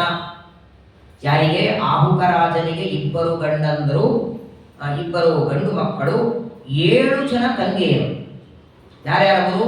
ಮೊದಲನೆಯವಳು ಶಾಂತಿದೇವ. ಅವರ ಹೆಸರನ್ನು ಮುಂದೆ ಹೇಳ್ತಾರೆ. ಶಾಂತಿದೇವ, ಧೃತಿದೇವ, ಉಪದೇವ, ಶ್ರೀದೇವ, ದೇವರಕ್ಷಿತ, ಸಹದೇವ, ದೇವಕಿ. 7 ಜನ ತಂಗಿಯರಿದ್ದರಂತೆ. ಆ 7 ಜನ ತಂಗಿಯರು ಆಹುಕನಿಗೆ. ಅವರ 7 ಜನರನ್ನ ಆಹುಕನ ಮಗನಾದಂತಹ ವಸುದೇವ. ಹಾಗಾಗಿ ವಸುದೇವನಿಗೆ ದೇವಕಿ ಮಾತ್ರ ಹೆಂಡತಿ, ಎಲ್ಲ 6 ಜನರನ್ನು ಪಡಿತಾನೆ. ಉಗ್ರಸೇನನಿಗೆ ಕಂಸ ಅಂತ ಮಗನಾಗ್ತಾನೆ. ಸುಧಾಮ, ನೆಗ್ರೋಧ, ಕಂಹ, ಶಂಕು, ಸುಬ್ರು, ರಾಷ್ಟ್ರಪಾಲ, ಅಪ್ರತುಷ್ಟಿ, ತುಷ್ಟಿವಂತ ಅಂತ 9 ಜನ ಮಕ್ಕಳು. ಕಂಸ ಹಿರಿಯವನಾಗಿರ್ತಾನೆ. ಕಂಸ, ಕಂಸವತಿ, ಕಂಕ, ಸುರಭು, ರಾಷ್ಟ್ರಪಾಲಿಕ ಅಂತ 5 ಜನ ಕನ್ಯೆಯರು, ಕಂಸನ ತಂಗಿಯರು. ಇವರೆಲ್ಲರೂ ಕೂಡ ಉಗ್ರಸೇನನಿಂದ ಹುಟ್ಟಿ ಬರ್ತಾರೆ. ಅನಂತರದಲ್ಲಿ ಹೃದಯಕನಿಗೆ ದೇವಬಾಹು, ಅವನಿಗೆ ಕೃತವರ್ಮ, ಅವನಿಗೆ ದೇವವೀಣ, ಅವನಿಗೆ 4 ಜನ ಮಕ್ಕಳಾಗ್ತಾರೆ. ಆ ವಂಶದಲ್ಲಿ ಮುಂದೆ ಈ ವಸುದೇವನಿಗೆ, ಕೃಷ್ಣನಿಗೆ ತಂದೆಯಾಗಬೇಕಾದ ವಸುದೇವ ಆಹುಕನಿಂದ ಹುಟ್ಟುವಾಗ ಸಾಮಾನ್ಯವಾಗಿ ಒಬ್ಬ ಮಗು ಹುಟ್ಟಬೇಕಾದರೆ ಅಕ್ಕಪಕ್ಕ ಇದ್ದವರು ಯಾರೋ ನೋಡಿ ಇವ ಮಗು ಹುಟ್ಟಿದೆ ಅಂತಾರೆ. ಬಹಳ ಆದರೆ ಆ ಮಗು ಹುಟ್ಟಿದ್ದಕ್ಕೆ 5-6 ಜನ ಸಂಭ್ರಮ ಪಡ್ತಾರೆ, ಆನಂದ ಪಡ್ತಾರೆ. ಆದರೆ ಆಹುಕನ ಮಗನಾಗಿ ದೇವಕ ಹುಟ್ಟುವಾಗ ದೇವಲೋಕದಲ್ಲಿ ವಾದ್ಯಗಳೆಲ್ಲ ಶುರುವಾಯಿತು ಬಾರಿಸ್ಲಿಕ್ಕೆ. ಈ ದೇವಕನಿಂದ ಮುಂದೆ ಪರಮಾತ್ಮ ದೇವಕಿ ವಸುದೇವ ಹುಟ್ಟುವಾಗ, ವಸುದೇವ ಅವತಾರ ಮಾಡುವಾಗ ಆಕಾಶದಲ್ಲಿ ವಾದ್ಯಗಳೆಲ್ಲ ಬಾರಿಸ್ಲಿಕ್ಕೆ ಶುರುವಾಯಿತು. ಯಾಕಂದ್ರೆ ವಸುದೇವನಿಂದ ಕೃಷ್ಣ ಪರಮಾತ್ಮನ ಅವತಾರವಾಗಂತೆ ಕೃಷ್ಣನಿಗೆ ಇವನು ತಂದೆಯಾಗ್ತಾನೆ ಅಂತ ವಸುದೇವ ಅವತಾರ ಮಾಡುವಾಗಲೇನೆ ದುಂದುಬಿಗಳನ್ನ ಬಾರಿಸಿದ್ದರಿಂದ ವಸುದೇವನಿಗೆ ಆನಕ ದುಂದುಬಿ ಅಂತ ಒಂದು ಹೆಸರು ಬಂತು. ಅವತಾರ ಮಾಡುವಾಗಲೇನೆ ದುಂದುಬಿಯನ್ನು ಬಾರಿಸ್ತಾರೆ. ಆ ವಸುದೇವನಿಗೆ, ಶೂರನ ಮಗನಾದಂತಹ ವಸುದೇವನಿಗೆ ಪ್ರಥಾ, ಶ್ರುತಿದೇವ, ಶ್ರುತಿಕೀರ್ತಿ, ಶ್ರುತಶ್ರವ, ರಾಜಾದಿದೇವಿ ಅಂತ 5 ಜನ ತಂಗಿಯರು. ಅದರಲ್ಲಿ ವಸುದೇವನ ತಂದೆಯಾದಂತಹ ಶೂರಸೇನ, ಅವನಿಗೆ 5 ಜನ ಮಕ್ಕಳು. ಅದರಲ್ಲಿ ಪ್ರಥಾನ್ನೋಳನ್ನ ತನ್ನ ಗೆಳೆಯನಾದ ಕುಂತಿ ಭೋಜರಾಜನಿಗೆ ದತ್ತು ಕೊಟ್ಟಿರ್ತಾಳೆ. ಹಾಗಾಗಿ ಕುಂತಿ ಅಂತ ಬಂತವರಿಗೆ. ವಾಸ್ತವಿಕವಾಗಿ ಕುಂತಿ ವಸುದೇವನ ತಂಗಿಗಳು, ಶೂರನ ಮಗಳು. ತಂದೆ ಶೂರಸೇನ, ಕುಂತಿಯ ತಂದೆ. ಬೆಳೆಸಿದ್ದು ಕುಂತಿ ಭೋಜರಾಜ. ಯಾಕಂದ್ರೆ ಕುಂತಿ ಭೋಜನಿಗೆ ಸಂತಾನ ಇರಲಿಲ್ಲ. ನನಗೆ 5 ಜನ ಮಕ್ಕಳು, ಹೆಣ್ಮಕ್ಕಳಿದ್ದಾರೆ, ಒಬ್ಬ ಮಗಳನ್ನ ಕೊಡ್ತೇನೆ ಅಂತ ದತ್ತಕ್ಕೆ ಕೊಡ್ತಾನೆ. ಹಾಗಾಗಿ ಕುಂತಿ ತಂದೆಯಿಂದ ದತ್ತಕ್ಕೆ ಬಂದು, ಶೂರನಿಂದ ಕುಂತಿ ಭೋಜನಿಗೆ ದತ್ತಕ್ಕೆ ಬಂದದ್ದರಿಂದ ಕುಂತಿ ಎನ್ನುವಂತಹ ಹೆಸರು ಬಂತು. ಆ ಕುಂತಿಯನ್ನ ಮುಂದೆ ಪಾಂಡುರಾಜ ವಿವಾಹ ಮಾಡಿಕೊಳ್ತಾನೆ. ದುರ್ವಾಸ ಋಷಿಗಳು ಯಾವ ಚಾತುರ್ಮಾಸದ ಕಾಲದಲ್ಲಿ ಅವಳಿಗೆ ಮಂತ್ರದ ಉಪದೇಶವನ್ನ ಮಾಡ್ತಾರೆ. ಆ ಮಂತ್ರ ಪರೀಕ್ಷೆ ಮಾಡುವಾಗಲೇ ಸೂರ್ಯ ಬರ್ತಾನೆ, ಅವರನ್ನೇ ಮುಂದೆ ಕರ್ಣ ಅಂತ ಕರೀತಾರೆ. ಹೀಗೆ ವಸುದೇವ ತನ್ನ 5 ಜನ ತಂಗಿಯರನ್ನ ಕೊಟ್ಟು ವಿವಾಹ ಮಾಡ್ತಾನೆ. ತಾನು ದೇವಕಿಯನ್ನು ವಿವಾಹ ಮಾಡಿಕೊಳ್ತಾನೆ. ದೇವಕಿ ಅಲ್ಲದೆ ಇನ್ನು 13 ಜನ ಮಡದಿಯರಿದ್ದಾರೆ. ಅದರಲ್ಲಿ ದೇವಕಿಯಲ್ಲಿ ಮೊದಲು 6 ಜನ ಗಂಡು ಮಕ್ಕಳಾಗ್ತಾರೆ ವಸುದೇವನಿಗೆ. 6 ಜನ ಮಕ್ಕಳನ್ನ ಕಂಸ ವರ್ಷಕ್ಕೆ ಒಬ್ಬರಂತೆ ಆ 6 ಜನ ಮಕ್ಕಳನ್ನ ಕೊಂದು ಹಾಕಿ ಬಿಡ್ತಾನೆ. ಕಾರಣ ಅವರಿಗೆ ಹಿರಣ್ಯಕಶಿಪುವಿನ ಶಾಪ, ಬ್ರಹ್ಮದೇವರ ವರ, ದೇವರ ಋಷಿಗಳ ಶಾಪ. ಇದು 3 ಇದ್ದದ್ದಕ್ಕೆ ಆ ಕೃಷ್ಣ ಪರಮಾತ್ಮ ಅವತಾರ ಮಾಡುವುದಕ್ಕೆ ಮೊದಲು ಹುಟ್ಟಿದಂತಹ 6 ಜನ ಮಕ್ಕಳನ್ನ ಕಂಸ ಕೊಂದು ಹಾಕಿ ಬಿಡ್ತಾನೆ. ಯಾವಾಗ 6 ಜನ ಮಕ್ಕಳ ಸತ್ತೋಗಿ ಬಿಡ್ತಾರೋ ಆಗ 7ನೇದಾಗಿ ಸಾಕ್ಷಾತ್ ಶೇಷದೇವರು ದೇವಕಿಯ ಗರ್ಭದಲ್ಲಿ ಪ್ರವೇಶ ಮಾಡಿ 3 ತಿಂಗಳಿರ್ತಾರೆ. 3 ತಿಂಗಳು ಮಾತ್ರ ಇದ್ದು ಶೇಷದೇವರು ಅಲ್ಲಿಂದ ಮುಂದೆ ಅದೇ ವಸುದೇವನ ಇನ್ನೊಬ್ಬ ಹೆಂಡತಿಯಾದ ರೋಹಿಣಿಯ ಗರ್ಭದಲ್ಲಿ ಇಡುವಂತೆ ಪರಮಾತ್ಮ ದುರ್ಗಾದೇವಿಯ ಆಜ್ಞೆಯನ್ನ ಮಾಡ್ತಾನೆ. ಅನಂತರದಲ್ಲಿ 6 ಜನರನ್ನ ಕಂಸ ಕೊಂದು ಹಾಕಿದ. 7ನೇದ್ದು 3 ತಿಂಗಳಿಗೆ ಗರ್ಭ ಇನ್ನೊಂದು ಗರ್ಭಕ್ಕೆ ಹೋಯಿತು. ಆಗ 8ನೇಯವನಾಗಿ ಪರಮಾತ್ಮ ತಾನು ಗರ್ಭದಲ್ಲಿ ಪ್ರವೇಶ ಮಾಡ್ತಾನೆ. ಆ ವಸುದೇವ ತಾನೇನು 6 ಜನ ಮಕ್ಕಳನ್ನ ಕಳ್ಕೊಂಡ. ಅದರಲ್ಲಿ ಮೊದಲನೆಯವನು ಕೀರ್ತಿಮಂತ, 2ನೇಯವನು ಸುಷೇಣ, 3ನೇಯವನು ಭದ್ರಸೇನ, 4ನೇಯವನು ರುಜು, 5ನೇಯವನು ಸಂವರ್ಧನ, 6ನೇಯವನು ಭದ್ರ. ಈ 6 ಜನರ ಕಥೆ ಷಡ್ಗರ್ಭರು ಅಂತ ಹೇಳಿ ಶ್ರೀಮದಾಚಾರ್ಯರು ಇವರ ಕಥೆಯನ್ನ ತಾತ್ಪರ್ಯದಲ್ಲಿ ಹೇಳ್ತಾರೆ. ವಾಸ್ತವಿಕವಾಗಿ ದೇವಕಿಯ ಗರ್ಭದಿಂದ ಹುಟ್ಟಬೇಕು, ಹುಟ್ಟಿದ ಕ್ಷಣ ಕಂಸ ಬರಬೇಕು, ಮಕ್ಕಳನ್ನ ಕೊಂದಾಕ್ಬೇಕು. ವರ್ಷಕ್ಕೆ ಒಂದರಂತೆ 6 ಜನ ಮಕ್ಕಳನ್ನ ಕಂಸ ಕೊಂದಾಕ್ತಾನೆ. ಕೊನೆಗೆ ಕೃಷ್ಣ ಪರಮಾತ್ಮನ ಅವತಾರ ಆದ ಮೇಲೆ ಕೃಷ್ಣಾವತಾರ ಮುಗಿಯುವಾಗ ತಾಯಿಗೆ ಕೇಳಿದಾಗ ನಿನ್ಗೇನಾದ್ರೂ ಬರಬೇಕಾದ್ರೆ ಬೇಡು ಅಂದಾಗ ದೇವಕಿ ಅಂತಾಳೆ, ನೀನು ಅವತಾರ ಮಾಡೋದಕ್ಕೆ ಮೊದಲು 6 ಜನ ನಿನ್ನ ಅಣ್ಣಂದರಿದ್ರು, ಹುಟ್ಟಿದ ಕ್ಷಣ ಅವರನ್ನ ಕಂಸ ಕೊಂದಾಕಿ ಬಿಟ್ಟ, ಅವರನ್ನ ನೋಡುವ ಅಪೇಕ್ಷೆ ಇದೆ ಅಂತಾಳೆ.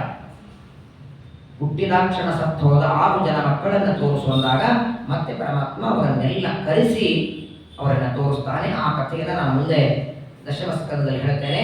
ಹೀಗೆ ಸಾಕ್ಷಾತ್ ಪರಮಾತ್ಮ ದೇವಕಿಯ 8ನೇ ಗರ್ಭದಲ್ಲಿ ಶ್ರಾವಣ ಮಾಸ ಕೃಷ್ಣ ಪಕ್ಷ ಅಷ್ಟಮಿ ತಿಥಿ ರೋಹಿಣಿ ನಕ್ಷತ್ರದ ಪುಣ್ಯ ಪರ್ವಕಾಲದಲ್ಲಿ ಅವತಾರ ಮಾಡ್ತಾನೆ. ಆ ಭಗವಂತನ ಸೇವೆಗಾಗಿ ಸಾಕ್ಷಾತ್ ಶೇಷದೇವರು ಲಕ್ಷ್ಮಣನಾಗಿ ತ್ರೇತಾಯುಗದಲ್ಲಿ ಸೇವೆ ಮಾಡಿದ ಆ ಶೇಷದೇವರೇ ಬಲಭದ್ರನಾಗಿ ಬಲರಾಮನಾಗಿ ಅವತಾರ ಮಾಡ್ತಾರೆ.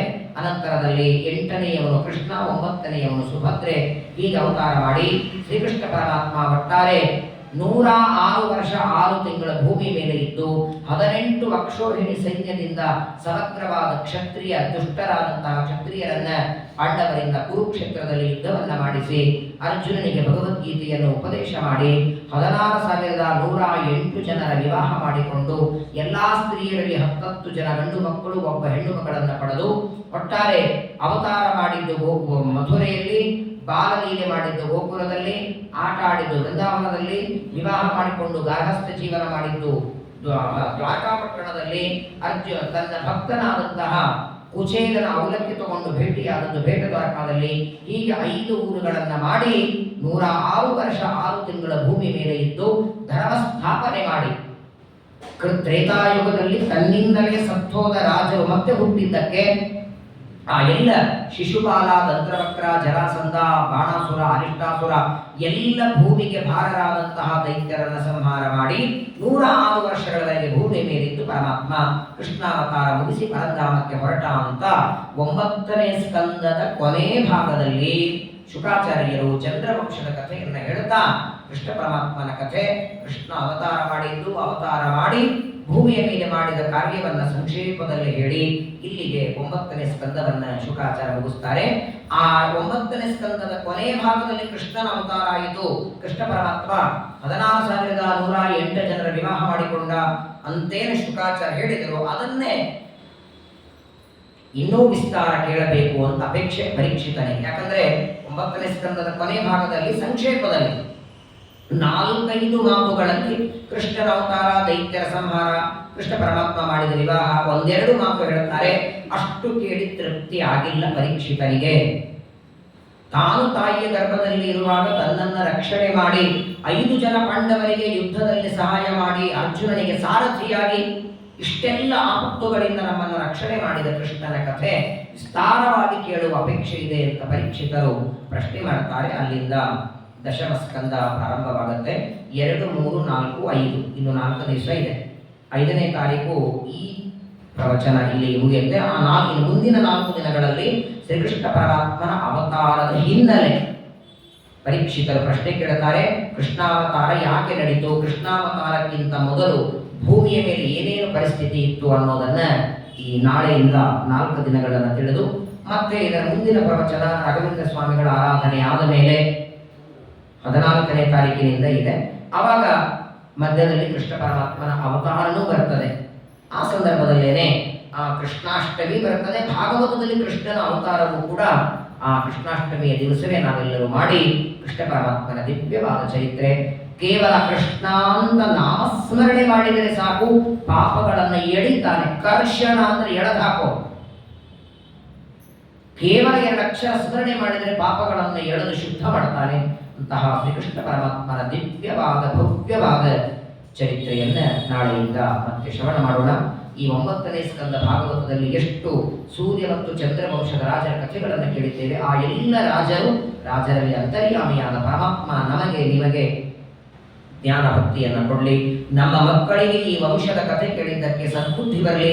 ಸನ್ಮಾರ್ಗದಲ್ಲಿ ನಮ್ಮ ಮಕ್ಕಳು ನಡೆಯುವಂತೆ ಇಡೀ ಜಗತ್ತಿನೊಳಗೆ ಎಲ್ಲ ಕಡೆಗೆ ಧರ್ಮದ ವಾತಾವರಣ, ಧರ್ಮ ಆಚರಣೆ ಮಾಡುವಂತಹ ವ್ಯಕ್ತಿಗಳು ಬರಲಿ ಅಂತ ಪರಮಾತ್ಮನಲ್ಲಿ ಪ್ರಾರ್ಥನೆ ಮಾಡುತ್ತಾ 9ನೇ ಸ್ಕಂದದ ಈ ಪ್ರವಚನವನ್ನ ಭಗವಂತನ ಪಾದಗಳಲ್ಲಿ ಸಮರ್ಪಣೆ ಮಾಡಿ ನಾಳೆಯಿಂದ ದಶಮ ಸ್ಕಂದದ ಪ್ರವಚನವನ್ನು ಪ್ರಾರಂಭ ಮಾಡೋಣ. ಶ್ರೀಕೃಷ್ಣಾರ್ಪಣಮಸ್ತು. ಹರೇ ನಮೋ ಹರೇ